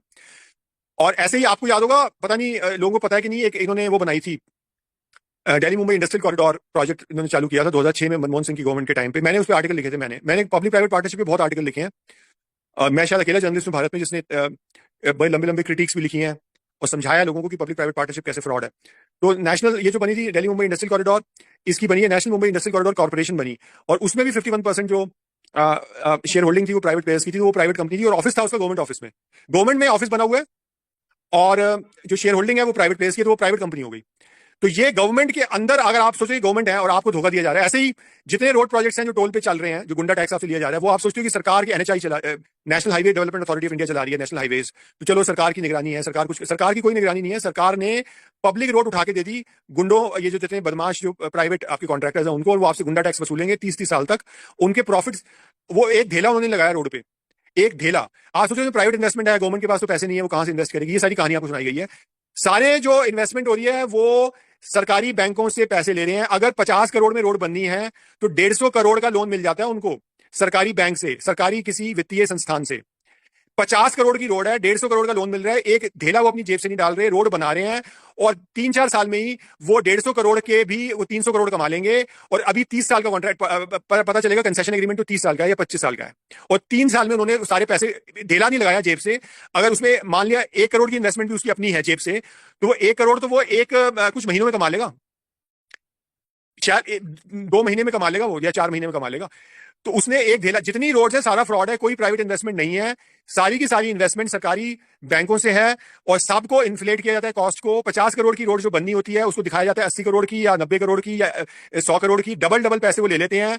उसमें डेट इक्विटी रेशो में, डेट समझो 100% ही होता है, इक्विटी कुछ होती नहीं। डेट इक्विटी का मतलब होता है, डेट मतलब जो कर्जा आपने लिया है किसी वित्तीय संस्थान से, और इक्विटी का मतलब जो अपनी जेब से, अपने पल्ले से डाला है, उसको इक्विटी कहते हैं। इक्विटी तो उसमें दिखाने के लिए दिखा देंगे कि 90 का डेट है और 10 की इक्विटी है। 10 की भी इक्विटी नहीं होती, क्योंकि जो लोन उनको मिला हुआ है वो जो एक्चुअल प्रोजेक्ट कॉस्ट है उससे भी डबल या ट्रिपल पे मिला होता है, डबल या ट्रिपल ले रखे होते हैं।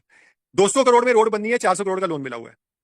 इस पे एक बंदा था सुनील जैन, जो बिजनेस स्टैंडर्ड में काम करता था, उसने एक इशू पेपर निकाला था 2010 में, जिसमें उसने बताया था कि कैसे रोड में ऐसे घोटाले हो रहे हैं कि जहां पे 100 करोड़ की रोड है और 200 करोड़ का लोन मिला हुआ है, तो अपनी जेब में कोई उसमें प्राइवेट इन्वेस्टमेंट नहीं है, और वो 30 साल आपसे लूट रहा है पूरा गुंडा टैक्स। और ये नितिन गडकरी जो है, इस गुंडा टैक्स का जो बादशाह है, आरएसएस का आदमी, नंबर 1 का फ्रॉड, नागपुरी संतरा, नंबर 1 का फ्रॉड है साला, इसको जेल में होना चाहिए। ये चला रहा है ये धंधा, ये जो रोड मिनिस्टर बना हुआ है। तो मैं आपसे ये कह रहा था भाई साहब कि सॉरी ये बहुत लंबा हो गया, और आपको हो सकता है लगे यार ये क्या इतनी सारी बातें आ गई, लेकिन मैं आपको जल्दी से ब्लॉकचेन वाली बात फिनिश करके मैं फिनिश कर देता हूं, क्योंकि मुझे कहा गया था, और उसके बाद आप जो सवाल करेंगे पूछ सकते हैं। मैं फटाफट फिनिश कर रहा हूं। तो मैं ये कह रहा था कि जो आपके ये जो सोशल इंपैक्ट बॉन्ड मार्केट बन रही है, जो आपकी समग्र शिक्षा का पॉलिसी अनाउंस हुई, जिसके आधार पे फिर न्यू एजुकेशन पॉलिसी बनाई गई, जिसमें डिजिटल एजुकेशन ला रहे हैं, वोकेशनलाइजेशन कर रहे हैं, और आउटकम बेस्ड एजुकेशन। आउटकम क्यों कर रहे हैं आप? आउटकम बेस्ड का मतलब होता है हर चीज मेजरेबल होनी चाहिए, क्योंकि सब कुछ डिजिटाइज होने वाली है, सब कुछ, तभी उसमें पैसे कमा पाएंगे। डेटा से पैसे कैसे कमाओगे? जब हर एक चीज मेजरेबल होगी। जो सोशल इंपैक्ट बॉन्ड मार्केट बन रही है, जिसको ह्यूमन कैपिटल बॉन्ड मार्केट भी कहते हैं, पे फॉर सक्सेस मॉडल भी कहते हैं। पे फॉर सक्सेस का मतलब होता है जब प्रोजेक्ट सक्सेस हो जाता है तो फिर आपको आपकी ने जो इन्वेस्टमेंट की है प्राइवेट पूंजीपति ने, उसको इसके रिटर्न्स मिलते हैं। वो ये सारी जो ये जो सोशल इंपैक्ट बॉन्ड मार्केट हो रही है, इंपैक्ट इन्वेस्टिंग भारत में हो रही है, एजुकेशन के स्पेस में हो रही है, हेल्थ केयर के स्पेस में हो रही है, पॉवर्टी मैनेजमेंट के स्पेस में हो रही है, कई चीजों में होगी। वैक्सीनों से लोगों को इन्होंने अपाहिज बना दिया, नपुंसक बना दिया, तो अब उसमें भी एक मार्केट बनेगी। जो लोगों को जो जो अपाहिज लोग हैं, विकलांग हैं, उनकी भी कोई एक सोशल इंपैक्ट बॉन्ड मार्केट बनेगी जिसमें इन्वेस्टमेंट्स होंगी, मोटी मोटी इन्वेस्टमेंट्स होंगी। ठीक है ना। एजुकेशन को बर्बाद कर दिया, स्कूल बंद कर रहे हैं, क्योंकि स्कूल बंद करना इनकी पॉलिसी है सारी। ये चाहते हैं कि school, brick and mortar school सारे बंद हो जाएंगे 2030 तक या उसके थोड़े टाइम बाद तक। और जो सिर्फ अमीर लोग होंगे टॉप के, वही अपनी मर्जी से एजुकेशन ले पाएंगे। अगर लिबरल आर्ट्स एजुकेशन आपको चाहिए, पुराने तरह की शिक्षा जिसमें ज्ञान वर्धन हो, पोइट्री पढ़ाया जाए, लिटरेचर पढ़ाया जाए, फिलोसफी पढ़ाई जाए, ये जो पुराने तरह की शिक्षा जिसमें इंसान इंसान यानी एक असल इंसान बनता है, ज्ञान जिसमें होता है, वो शिक्षा होगी। अगर आप जो उन लोगों के लिए जो गरीब नहीं है, जो बेचारे मजबूर नहीं है, जिन्हें वो अपनी मर्जी से शिक्षा वो ले सकते हैं। जो पूरी जो 99% आबादी है, जो मेजॉरिटी ऑफ आबादी है, उसको ये फ्रॉड शिक्षा दी जाएगी जो वीडियो गेम की तरह है। जो पोकीमॉन गो नहीं था, एक पोकीमॉन गो गेम आया था, तो पोकीमॉन गो के प्लेयर बनाएंगे आपके बच्चों को, गिग इकोनॉमी के, जिनको आउटकम बेस्ड होगी और छोटी छोटी स्किल्स उनको सिखाई जाएंगी। उनके पास कोई फिलॉसफी की समझ नहीं होगी, कोई ज्ञान नहीं होगा, कोई समाज को समझने का उनके पास कोई ज्ञान नहीं होगा, अपने आप को समझने का, ये समाज कैसे चलता है ये। और उनको बहुत छोटी उम्र में, 2.5 साल 3 साल की उम्र में इसमें पुश किया जा रहा है एजुकेशन में, जो न्यू एजुकेशन पॉलिसी के हिसाब से, जिसको प्री स्कूल कहा गया था, अब उसमें उसको जो औपचारिक बना दिया गया है। तो आपके बच्चे के पास कोई सोचने समझने की वो नहीं होगी और उसको इसमें घुसेड़ दिया जाएगा और आपका बच्चा पोकेमॉन गो का वीडियो गेम का प्लेयर बन जाएगा। उसके सर पे लगा दिया जाएगा वीआर का हेडसेट और उसको दुनिया भर की ब्रेन वॉशिंग उसकी स्टार्ट हो जाएगी और उसको ये सारी वीआर हेडसेट लगा के, उसको ये सारी वर्चुअल रियलिटी का हेडसेट लगा के सारी नॉनसेंस उसको पढ़ाई जाएगी। और ताकि वो रिमोट जो रोबोटिक्स का वर्क है, जो छोटी छोटी स्किल सेट्स हैं जिसमें किसी फैक्ट्री को चलाने का काम है, वो कर सके, जो और जिसमें उसको वेजेस भी पूरी नहीं मिलेंगी और वो सारी जिंदगी एक पूरी तरह से मेंटली अपाहिज इंसान बन के अपनी जिंदगी एक रोबोट की तरह गुजारेगा। ये है इनका विजन और ये बर्बाद करने का। और वही न्यू लिबरल का जो आपको पिछले 33 साल से जो कहानी सुनाई जा रही है कि गवर्नमेंट के पास तो पैसे नहीं है, गवर्नमेंट कहां से लाएगी, प्राइवेट इन्वेस्टमेंट चाहिए, प्राइवेट इन्वेस्टमेंट से एफिशिएंसी होती है, ये होता है वो होता है, यही सारी चीजों को मार्केट बनाया जा रहा है स्टेक होल्डर कैपिटलिज्म के हिसाब से। कैपिटलिज्म जो था वो पूरी तरह से जो जिसको भी ये कैपिटलिज्म कहते थे वो पूरी तरह से फेल हो चुका। 2007 में पूरा कोलैप्स हो चुका, टोटल कोलैप्स हो गया था 2007 में, जिसको ग्लोबल फाइनेंशियल कोलैप्स कहते हैं। और तब इन्होंने ये सारे प्लान जो थे ये आगे बढ़े कि कैसे कैपिटलिज्म को हम डेटा आधारित बनाएं, कि एक ऐसी हम मार्केट्स बनाएं, इंसानों को भी उसमें झोंक दें, पूरी प्रकृति को भी उसमें झोंक दें, और जो जो अनलिमिटेड एक्सपेंशन हो सके कैपिटलिज्म का। यानी हर एक चीज अगर मार्केट बन गई, नेचर में भी मार्केट बन रही है, नेचर में जितने आपके जंगल होंगे इन सबका डेटा इकट्ठा किया जाएगी, सबके डिजिटल ट्विंस बनेंगे, इवन शहरों के डिजिटल ट्विंस बनेंगे, जंगलों के डिजिटल ट्विंस बनेंगे और उसमें भी इन्वेस्टमेंट्स होंगी। इसके लिए नेशनल एसेट्स कंपनियां भी बन रही हैं, एनएसईज जो स्टॉक मार्केट में भी लिस्ट हो रही है न्यूयॉर्क स्टॉक एक्सचेंज पे, और इंडिया में भी वही होने वाला है। और ये जो पूरा सब सस्टेनेबल डेवलपमेंट गोल से लिंक्ड होगा। तो चाहे वो प्राकृतिक रिसोर्सेज हो, नेचुरल रिसोर्सेज हो, चाहे वो ह्यूमन रिसोर्सेज हो, सबको मार्केट का जरिया बनाया जा रहा है। एजुकेशन हो, हेल्थ केयर हो, हेल्थ केयर में जैसे मैंने बताया बीमारी है, अब उसको ठीक करना है, उसके लिए ये न्यूट्रिशन है, इसको इंप्रूव करना है, उस पर ये सोशल इंपैक्ट बॉन्ड मार्केट बन जाएगी। ड्रग एडिक्शन है, ड्रग एडिक्शन में डी एडिक्शन का कुछ काम करना है लोगों के ऊपर, उसके ऊपर एक सोशल इंपैक्ट बॉन्ड मार्केट बन जाएगी, उसमें इन्वेस्टमेंट्स होंगी, बड़े बड़े निवेश होंगे और लोग कमाएंगे, और सारा जो पैसा है गवर्नमेंट अल्टीमेटली पे करेगी। यानी वो जनता का ही सोकॉल्ड पैसा है जो जाएगा प्राइवेट इन्वेस्टर्स को। तो ये सारा का सारा जो वेल्थ ट्रांसफर है वो होगा बड़े पूंजीपतियों के हाथ में। और ये स्टेक होल्डर कैपिटलिस्ट जो है, जो आपके जिनको स्टेक होल्डर कैपिटलिस्ट कहते हैं, जो सबसे अमीर तरीन लोग हैं दुनिया के और भारत में भी, चाहे वो मुकेश अंबानी जैसे लोग हैं, टाटा जैसे लोग हैं, अडानी जैसे लोग हैं, ये हैं जो इसको, अंबानी जैसे लोग हैं, ये कंट्रोल करेंगे और ये हैं जो उसमें पैसा कमाएंगे। तो ये है। और ब्लॉकचेन, ये जो मैं आईडी आपको बता दूं, ये ब्लॉकचेन की ट्रांसक्रिप्ट बनाने का काम चल रहा है। बच्चे की सारी स्किल्स को एक जगह पे इकट्ठा किया जाएगा। इसके अलावा बच्चे का जो सारा जो वीआर और एआर से जो ये इस्तेमाल करेंगे एजुकेशन में, उसके सारे बिहेवियर कैरेक्टरिस्टिक्स में रिकॉर्ड होंगी, सब ब्लॉकचेन पे जाएगा और ब्लॉकचेन में उसका परमानेंट रिकॉर्ड बनेंगे। जो परमानेंट रिकॉर्ड का मतलब होता है, ये कहते हैं कि ब्लॉकचेन ऐसी टेक्नोलॉजी है जिसके अंदर आप कोई चेंज नहीं कर सकते। एक बार वो डेटा चला गया तो उसमें चेंज नहीं हो सकता, इसलिए उसमें ट्रस्ट है। यानी वो सच्चाई का अल्टीमेट सबूत है, सच्चाई का, कि उसमें कोई चेंज नहीं हो सकता डेटा में, इसलिए उसमें ट्रस्ट है। और इसलिए उससे हम एक पूरा डिजिटल एक पूरा इकोसिस्टम बना सकते हैं जिसमें हम पूरी दुनिया का हर एक चीज का जो डेटा है ब्लॉकचेन पे डाल सकते हैं। यानी चाहे वो इंसानों का डेटा हो, चाहे वो प्रकृति का डेटा हो, जंगलों का डेटा हो, नदियों का डेटा हो, ओशियंस का डेटा हो, मौसम का डेटा हो, हर एक तरह का डेटा हम ब्लॉकचेन पे डाल सकते हैं और इस तरीके से हम पूरी दुनिया को डिजिटली कंट्रोल कर सकते हैं। टोटल डिजिटल कंट्रोल हो जाएगा। और ब्लॉकचेन पे आप देख सकते हो कि जितनी आपकी केंद्र सरकार है उसकी पूरा ब्लॉकचेन का पॉलिसी डॉक्यूमेंट आपको मिल जाएगा। नीति आयोग में मोटी सी एक पूरी किताब इन्होंने छापी थी 2019 में। सारी स्टेट गवर्नमेंट्स का ब्लॉकचेन पॉलिसी आ चुकी है। तेलंगाना की मैंने देखी हुई है, बहुत स्टेट्स की देखी हुई है। तो आपको ये सारी पॉलिसियां मिल जाएंगी गवर्नमेंट की वेबसाइट्स पे, आप देख सकते हो उनमें क्या लिखा हुआ है। वो पढ़ना चाहिए, हमें जानना चाहिए कि ब्लॉकचेन टेक्नोलॉजी को इस्तेमाल किया जा रहा है आपको कंट्रोल करने के लिए। इसीलिए बिटकॉइन आया था, क्रिप्टो करेंसीज आई थी। बिटकॉइन को इंट्रोड्यूस करने का पर्पस था ब्लॉकचेन टेक्नोलॉजी को पॉपुलर बनाना, समाज में उसको स्वीकार्य बनाना ब्लॉकचेन टेक्नोलॉजी को। तो लोग जो बिटकॉइन के चक्कर में पड़ गए वो ये सोच रहे हैं कि बिटकॉइन से हम सेंट्रल बैंकिंग से बच जाएंगे। जो सेंट्रल कंट्रोल है, जो अब सीबीडीसी की फॉर्म में आ रहा है, सेंट्रल बैंक डिजिटल कंट्रोल जिसको मैं कहता हूं, सेंट्रल बैंक डिजिटल करेंसी नहीं कहता मैं इसको, सेंट्रल बैंक डिजिटल कंट्रोल कहता हूं। तो उस सेंट्रल बैंकिंग से हम बच जाएंगे क्योंकि ये डिसेंट्रलाइज्ड है, ये जो बिटकॉइन का सिस्टम है, और इसमें हम अपनी मर्जी से ट्रांजैक्शंस कर सकते हैं। वो मूर्ख बने हुए हैं, क्योंकि असल जो उद्देश्य था बिटकॉइन को लाने का और क्रिप्टो करेंसीज को लाने का, वो दरअसल ब्लॉकचेन टेक्नोलॉजी को पॉपुलराइज करना था, उसको जनता में स्वीकार्य बनाना था, और वो उन्होंने कर दिया काम। और अब ब्लॉकचेन है जो आपको गुलाम बनाने का काम कर रही है।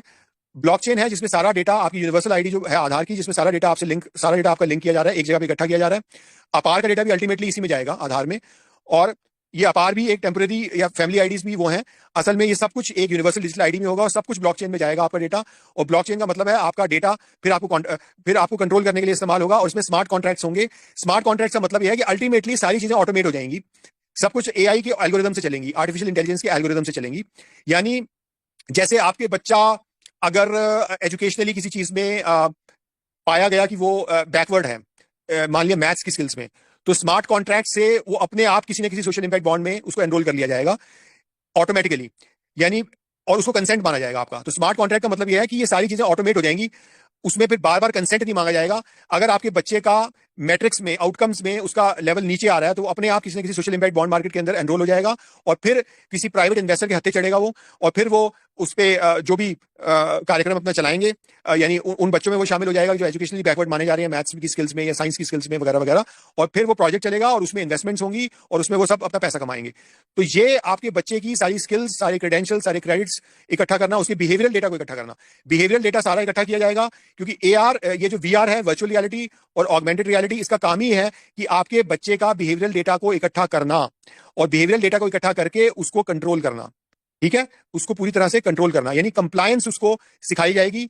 अगर वो कंप्लायंट नहीं है, ओरिजिनल थिंकिंग करता है, इंडिपेंडेंट थिंकिंग करता है, स्वतंत्र विचारों वाला है, तो उसको पूरी तरह से डिस्करेज किया जाएगा, उसको सिस्टम से एक तरह से निकाल दिया जाएगा, और उसको ठीक किया जाएगा, करेक्ट किया जाएगा, पनिश किया जाएगा। तो बिहेवियरल साइकोलॉजी इसमें इस्तेमाल हो रही है। यही बड़ों के साथ भी हो रहा है, क्योंकि बिहेवियरल साइकोलॉजी में इन्होंने पूरा एक प्रोजेक्ट स्टार्ट किया था भारत सरकार ने, जब कोविड इन्होंने लॉन्च किया था 2020 में, इन्होंने लॉन्च कर दिया था, जिसका नाम था नेविगेटिंग द न्यू नॉर्मल। इसकी पूरी वेबसाइट इन्होंने खोली थी। बिल गेट्स ने, भारत सरकार, नीति आयोग ने, और अशोका यूनिवर्सिटी जो है, जो हरियाणा में है, ये प्राइवेट यूनिवर्सिटी है, ये भी न्यू वर्ल्ड ऑर्डर के एजेंडा पे काम करती है। और इसमें फंडिंग थी बिल गेट्स की, और नीति आयोग इसमें शामिल था, जो भारत सरकार का जो न्यू वर्ल्ड ऑर्डर, ये जो न्यू वर्ल्ड ऑर्डर की सरकार का जो सेक्रेटेरिएट बना रखी है, और इन्होंने नेविगेटिंग द न्यू नॉर्मल जो चालू किया था, उसमें भी लोगों के बिहेवियर चेंज का वो प्रोजेक्ट था, और वो इस्तेमाल उन्होंने किया था इसके लिए। ये जो सारे जो आपके ऊपर चीजें थोपी थी, ये सैनिटेशन और सोशल डिस्टेंसिंग वगैरह, उसको एनफोर्स करने के लिए और वैक्सीनेशन को प्रमोट करने के लिए, नेविगेटिंग द न्यू नॉर्मल, इसमें बिहेवियरल साइकोलॉजी का इस्तेमाल। तो अल्टीमेटली है बिहेवियर को चेंज करना, बिहेवियर को मॉडिफाई करना, ये काम चल रहा है। और ये ईएसजी से भी जुड़ा हुआ है, जो ईएसजी प्रोजेक्ट है, जो सारी कंपनियों ने अडॉप्ट कर लिए हैं। जो वर्ल्ड इकोनॉमिक फोरम में जितनी बड़ी कंपनियां हैं, जो दुनिया की सबसे बड़ी कंपनी है, वो है ब्लैक रॉक, जिसकी शेयर होल्डिंग सारी बड़ी कंपनियों के अंदर है। और उसका जो चेयरमैन है लैरी फिंक, वो आप कई हजार बार बोल चुका है कि हमें दुनिया में बिहेवियर को फोर्स करना है, यानी we have to force the behaviours, यानी हमें बिहेवियर चेंज करना है पूरी दुनिया का। तो पूरी दुनिया के बिहेवियर को चेंज करके उनको कंप्लायंट बनाना है, इस पूरे एजेंडा 2030 के लिए कंप्लायंट बनाना है, यानी उसके अनुपालक बनाना है। और ये जो पूरा पब्लिक हेल्थ का, वन हेल्थ का, ग्लोबल हेल्थ का फ्रॉड चल रहा है, उसके कंप्लायंट बनाना है, और ताकि लोग वैक्सीन लगवाएं, ताकि लोग ये क्लाइमेट चेंज की, सस्टेनेबल डेवलपमेंट गोल्स को माने, इस भगवान की पूजा करें। ये सस्टेनेबल डेवलपमेंट गोल एक कल्ट की तरह है, एक नया भगवान जो आपके ऊपर थोपा जा रहा है। और जो रिलीजन्स हैं उनको कैसे, जितने रिलीजन्स हैं भारत में, ये पूरी दुनिया में, क्रिश्चियनिटी, जितने चर्चेज हैं, चाहे वो कैथोलिक चर्च हो या प्रोटेस्टेंट चर्चेज हो, क्रिश्चियनिटी की कोई भी, ईसाइयत की कोई भी डिनोमिनेशन हो, सारे चर्चेज इसमें इन्वॉल्व हैं। जो सोशल इंपैक्ट बॉन्ड मार्केट बनाई जा रही है, जो मैंने बताया आपको, 3 पार्टियां इसमें होंगी, प्राइवेट इन्वेस्टर होंगे, गवर्नमेंट होगी, और एनजीओ होंगी। इन एनजीओ के अंदर सारी वो आ जाती हैं जो रिलीजियस इंस्टीट्यूशंस हैं, जो तथाकथित धार्मिक संस्थान हैं, चाहे वो क्रिश्चियनिटी के हों, चाहे वो इस्लाम के हों, चाहे वो चाहे वो हिंदुओं के, तथाकथित जो हिंदू हैं, जितने इनके कल्ट बने हुए हैं, राधा स्वामी हो, ब्रह्मा कुमारी हो, रामदेव हो, आर्ट ऑफ लाइफ हो, सदगुरु की फाउंडेशन हो, ये सारे के सारे इस सोशल इंपैक्ट बॉन्ड मार्केट में इन्वॉल्व मिलेंगे आपको सारे। आप चेक कर लेना, सोशल इंपैक्ट बॉन्ड मार्केट करके देख लो, इंपैक्ट इन्वेस्टर्स इंडिया करके देख लो, सब मिलेंगे आपको इसमें इन्वॉल्व। सारे रिलीजियस इंस्टीट्यूशंस में इन्वॉल्व हैं। अब आपकी समझ में आ रहा होगा कि जितने भी रिलीजियस इंस्टीट्यूशन है सो कॉल्ड तथाकथित धार्मिक, ये न्यू वर्ल्ड ऑर्डर के एजेंडा को प्रमोट करते क्यों नजर आ रहे हैं। हिंदुओं के जितने कल्ट बने हुए हैं, जितने ये साधु संत टाइप के बाबे टाइप के हैं, और आचार्य और बाबे और शाबे, ये सारे के सारे आपको न्यू वर्ल्ड ऑर्डर एजेंडा में मिलेंगे। राधा स्वामी के आप आज भी चले जाओ, इनके समागम में मास्क पहनना पड़ता है, और पूरा इनका डिजिटल आईडी भी कुछ इन्होंने इंप्लीमेंट कर रखी है, और मास्क पहनाते हैं आज भी। तो ये ब्रह्मा कुमारियों ने मास्क पहनाए, और इन्होंने लोगों अपनी कितनी ब्रह्मा कुमारियां मर गई इंजेक्शन लगा के। तो ये जितने कल्ट हैं, रामदेव है इसमें शामिल है। रामदेव तो आपको पता है, ये एग्री स्टैक का जो प्रोजेक्ट चल रहा है, जो ब्लॉकचेन पे इस सारे किसानों को लेके आ रहे हैं, सारा डेटा किसानों का ब्लॉकचेन पे आ रहा है, और डिजिटल आईडी के बिना आप ना तो किसानी कर पाओगे। ओएनडीसी बन गया, open network for digital commerce. जितनी कारोबार है भारत में होगा, चाहे आप मैन्युफैक्चरिंग करते हो, ट्रेडिंग करते हो, कोई भी आपका कारोबार है, आपको ओएनडीसी के प्लेटफॉर्म पे आना पड़ेगा, मजबूरी है आपकी। Open network for digital commerce, इसको ये भी पब्लिक प्राइवेट पार्टनरशिप है, कहने को गवर्नमेंट की है, लेकिन इसको भी प्राइवेट लोग चला रहे हैं। मुकेश अंबानी का जो बंदा है एक, वो इसका चेयरमैन बना रखा है। और ओएनडीसी का मतलब जितने कारोबार भारत में होते हैं, छोटे से छोटा वेंडर भी है, छोटा छोटा सामान बेचने वाला है, दुकान चलाने वाला, उसको भी अल्टीमेटली ओएनडीसी पे आना पड़ेगा, डिजिटल प्लेटफॉर्म पे आना पड़ेगा। और सारी चीजें, ताकि ज्यादा से ज्यादा सेल जो होगी वो आपकी फिजिकल मार्केट में नहीं होगी, बल्कि ऑनलाइन प्लेटफॉर्म से होगी। इसीलिए जब लॉकडाउन लगे तो आपने देखा होगा ऑनलाइन प्लेटफॉर्म को किस तरीके से बूस्ट मिला, क्योंकि लोगों को घरों में बंद कर दिया, तो लोगों ने ऑर्डर, ग्रोसरीज जो है, सब्जी और फल और दाल और चावल और आटा भी मंगवाना शुरू कर दिया, सारे के सारे ऑनलाइन प्लेटफॉर्म से। तो ऑनलाइन प्लेटफॉर्म पे ओएनडीसी के बारे में पढ़ लेना, open network for digital commerce. कारोबार भी करने लायक नहीं बचोगे, क्योंकि वो भी आपको डिजिटल आईडी होगी तब जाके कारोबार कर पाओगे। और बड़े प्लेयर जो स्टेक होल्डर कैपिटलिस्ट हैं, मुकेश अंबानी जैसे, इसको कंट्रोल कर रहे हैं, जिसका मतलब यह है कि वो जब चाहे आपको उस प्लेटफॉर्म से अगर निकाल देंगे, जब वो प्लेटफॉर्म एस्टैब्लिश हो जाएगा पूरा, और सारा जो आपकी ज्यादा से ज्यादा ट्रांजैक्शन आपके ऑनलाइन होने स्टार्ट हो जाएंगे, तो वो किसी भी सारे छोटे वेंडर्स खत्म कर देंगे। अल्टीमेटली मोनोपोली उनकी होगी, क्योंकि जो मेन जो प्लेटफॉर्म है ओएनडीसी का, उसको कंट्रोल करने वाले कौन है? बड़े प्लेयर हैं, वो कंट्रोल करेंगे। यानी फ्री मार्केट आपकी खत्म हो गई, फ्री सोसाइटी भी खत्म हो गई। भारत पूरा चलता है इनफॉर्मल इकोनॉमी से, जिसको हम कहते हैं असंगठित क्षेत्र। जो अर्थव्यवस्था का जो असंगठित क्षेत्र होता है, उससे चलता है। आपको रोटी मिल रही है, इसलिए मिल रही है क्योंकि किसान उगा रहा है, और वो किसान जो है सरकार नहीं है, वो कोई संगठित क्षेत्र नहीं है अर्थव्यवस्था का, ठीक है ना। तो और जो सारी खेत से आपके घर तक जो रोटी पहुंच रही है, चाहे वो दाल चावल हो, चाहे वो आटा हो, चाहे वो सब्जियां हो, चाहे फल हो, चाहे मसाले हो, सब कुछ आपको इनफॉर्मल चैनल से मिल रहा है। इनफॉर्मल इकोनॉमी में काम करने वाले लोग जो मेहनत करते हैं, उसकी वजह से मिल रहा है। जिस घर में आप रहते हो, चाहे वो आलीशान 5 स्टार होटल हो, या आपका घर हो, अपार्टमेंट बिल्डिंग हो, कुछ भी हो, बनाया किसने है? सारे कंस्ट्रक्शन वर्कर इनफॉर्मल इकोनॉमी के हैं। पूरा का पूरा भारत चलता है इनफॉर्मल इकोनॉमी को, जिसका विनाश करने का काम चल रहा है। डिमोनेटाइजेशन 2016 में हुई, उसके द्वारा सबसे पहला धक्का पहुंचाया गया पूरी इनफॉर्मल इकोनॉमी को तबाह करने का। दूसरा फिर 2020 में जो लॉकडाउन लगाया गया कोरोना के, उसमें इनफॉर्मल इकोनॉमी को तबाह करने का काम। जो असंगठित क्षेत्र है इकोनॉमी का, वो पूरी इकोनॉमी को चलाता है। ये असल फ्री मार्केट है, यही फ्री मार्केट पूरी दुनिया के अंदर है। जितना संगठित क्षेत्र है अर्थव्यवस्था का, वो फ्री मार्केट नहीं है, क्योंकि वो पूरी तरह से कंट्रोल्ड है। उसको एक इशारे पे, उंगली के इशारे पे गिराया जा सकता है। वैसे ही जैसे इन्होंने 2020 में पूरी दुनिया में लॉकडाउन लगा के पूरी दुनिया की अर्थव्यवस्था को गिरा दिया। सारी की सारी जो फॉर्मल आपकी मार्केट्स हैं, चाहे वो स्टॉक मार्केट हो, कैपिटल मार्केट्स हो, या कमोडिटी मार्केट्स हो, सब कंट्रोल्ड हैं। केवल और केवल इनफॉर्मल इकोनॉमी है, जिसमें फ्री लेबर है। अपने आप लोग स्किल सीखते हैं बिना किसी क्रेडिट नीड के। एक कारपेंटर है, वो अपने बाप से, अपने चाचे से, अपने किसी दोस्त यार से कारपेंटरी सीख के अपना काम चालू कर देता है, अपनी रोजी रोटी अच्छी कमा लेता है। एक प्लम्बर है, वो किसी से, अपने बाप से, किसी से प्लम्बिंग का काम सीख के प्लम्बिंग का काम शुरू कर देता है। एक इलेक्ट्रिशियन है, वो किसी अपने घर वाले से या दोस्त से इलेक्ट्रिशियन का काम सीख के इलेक्ट्रिशियन का काम शुरू करके अपनी रोजी रोटी कमा लेता है। वो सब बंद हो जाएगा, क्योंकि सब क्रेडिट आ जाएगा। पूरा स्किल इंडस्ट्री और लेबर मार्केट पे कंट्रोल हो रहा है, क्योंकि सब में ये कहेंगे क्रेडिट चाहिए, क्रेडिट चाहिए। और अल्टीमेटली वो क्रेडिट का सिस्टम कौन कंट्रोल करेगा? बड़े पूंजीपति, क्योंकि क्रेडिट के बिना आप कारपेंटरी नहीं कर सकते। आज आप देखो, नोएडा जहां पे मैं रहता हूँ, वहां अरबों रुपए की मार्केट है कारपेंटरी की। कारपेंटरी यहाँ पे होती है, जो बड़े यहाँ अपार्टमेंट बिल्डिंग्स बन रही है, उसमें सारा लकड़ी का काम करने वाले कौन है? सारे के सारे कारपेंटर इनफॉर्मल मार्केट से आए हैं, जो अरबों रुपए की इकोनॉमी चला रहे हैं। और एक एक कॉन्ट्रैक्ट, अब एक मैंने फ्लैट अगर लिया है, तो मैं कोई 4 लाख 4.5 लाख का लकड़ी का काम करा रहा हूँ, तो कितने फ्लैट्स बन रहे हैं? तो अरबों रुपए की इकोनॉमी होगी।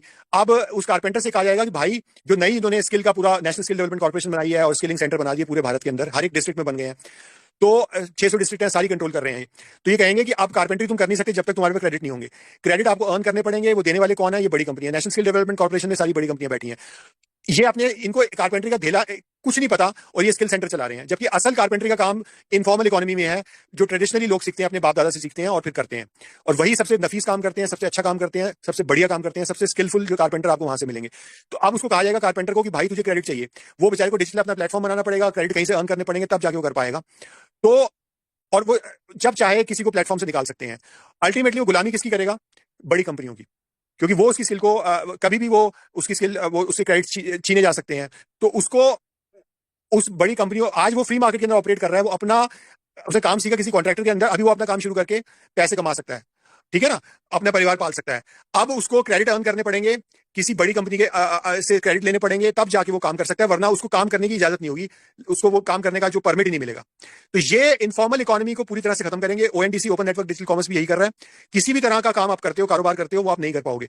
तो अल्टीमेटली कंट्रोल करने वाले कौन होंगे? यही स्टेक होल्डर कैपिटलिस्ट जो वर्ल्ड इकोनॉमिक फोरम में बैठे हैं, ये कंट्रोल करेंगे। तो ये काम है पूरी भारत की इनफॉर्मल इकोनॉमी, जिससे गरीब आदमी को सस्ते में रोटी मिलती है। दिल्ली में बिहार से एक मजदूर आके काम करता है, उसको पकी हुई रोटी मिल जाती है 25-30 रुपए में, वो खा लेता है रोटी। अगर सभी कुछ छोटे वेंडर खत्म हो गए, छोटे वेंडरों को खत्म करके आपने कहा, यहां पर भी आप कानून अप्लाई कर रहे हो, आप कह रहे हो कि हमने जो ये जो फूड स्टैंडर्ड्स एक्ट हमारी आई है, फूड स्टैंडर्ड्स जो हम वो कर रहे हैं, जिसमें हम ये कह सकते हैं कि छोटे जो वेंडर हैं उनके खाने में हाइजीनिक नहीं है, वो स्वास्थ्य की दृष्टि से ठीक नहीं है, तो उस पर उनको हम काम नहीं करने देंगे। और आपने छोटे वेंडर्स को खत्म कर दिया जो खाना खिलाते हैं, ठीक है ना, गरीब आदमी को। उसके बाद वो कहाँ पे खाना खाएगा? जो मजदूर जिसको 25-30 रुपए में रोटी मिल जाती है दिल्ली या मुंबई में, जो अपना पेट भर के खाना मिल जाता है पका हुआ, तो वो अल्टीमेटली वो क्या क्या वो रेस्टोरेंट में खा सकता है? क्या उसकी इतनी बेचेस हैं? नहीं। तो अगर आपने छोटे वेंडर को खत्म कर दिया तो ये देश चलेगा कैसे? ठीक है ना। तो पूरी इनफॉर्मल इकोनॉमी का मतलब है कोई भी मैन्युफैक्चरिंग होती है, छोटी मोटी आप चीजें बनाते हो या बेचते हो, रेडी पे आप सब्जी बेच रहे हो, फल बेच रहे हो, छोटी कोई दुकान चला रहे हो, कोई छोटी फैक्ट्री चला रहे हो, कोई बेकरी चला रहे हो, कुछ भी काम है, ये सारा इनफॉर्मल इकोनॉमी में आता है। और ये है जिसमें इस देश के 80% लोग काम करते हैं, सारी इंप्लॉयमेंट है। ये जो आप 80% या 85% लोग इसमें काम करते हैं, सिर्फ 10-15% की इंप्लॉयमेंट है जो जो संगठित क्षेत्र है अर्थव्यवस्था की उसमें है। 85% लोग इसमें काम करते हैं। ये 100% फ्री इकोनॉमी है। असल इकोनॉमी यही है जो समाज अपनी चलाता है। इसको इकोनॉमी कहने की बजाय आपको सिर्फ सोसाइटी कहने की जरूरत है, क्योंकि सोसाइटी अपनी सारी मटेरियल नीड्स खुद पूरी करते हैं।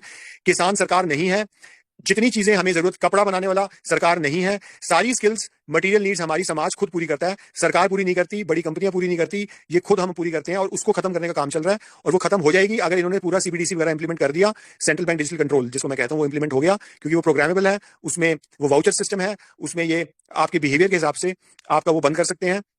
और ये उसमें ड्यूरेशन भी होगी, 6 महीने का की ड्यूरेशन है, उसी में आपको वो वाउचर इस्तेमाल करना है। और वो आपके तभी इस्तेमाल कर पाओगे जब आपका डिजिटल लॉकर चल रहा होगा, डिजी लॉकर चल रहा होगा आपके फोन के ऊपर। अगर आपका बिहेवियर ठीक नहीं है, आपने सोशल मीडिया पे कुछ लिख दिया सरकार के खिलाफ, तो वो बंद कर देंगे। तो ये सेंट्रल बैंक डिजिटल करेंसी भी इस पूरी इन्फॉर्मल इकोनॉमी को खत्म करेगी। और डिजिटाइजेशन का जो प्रोजेक्ट चल रहा है, जिसमें डिजिटल पब्लिक इंफ्रास्ट्रक्चर पे काम कर रहे हैं, एग्री स्टैक बना चुके, ब्लॉकचेन बेस्ड इंडिया स्टैक बना चुके। इंडिया स्टैक प्रोजेक्ट देख लेना आप, गवर्नमेंट ऑफ इंडिया का प्रोजेक्ट है। और इसके अलावा जो ओएनडीसी वगैरह बना चुके, ये सब। और इसके अलावा एग्रीकल्चर पे जो ये पूरा डेटा को इकट्ठा करने का काम कर रहे हैं, सारा डेटा ब्लॉकचेन पे ला रहे हैं, वो सब कुछ जो है सारी फ्री मार्केट को खत्म करेगा, फ्री सोसाइटी को ही खत्म कर देगा, और लोग अपनी मर्जी से कुछ भी करने लायक नहीं बचेंगे। ठीक है ना। और सारा कंट्रोल आ जाने वाला है जो आपके बड़े पूंजीपति हैं उनके हाथ में, जो न्यू वर्ल्ड ऑर्डर के एजेंडा को इंप्लीमेंट कर रहे हैं। तो ये है मेरी ओवरऑल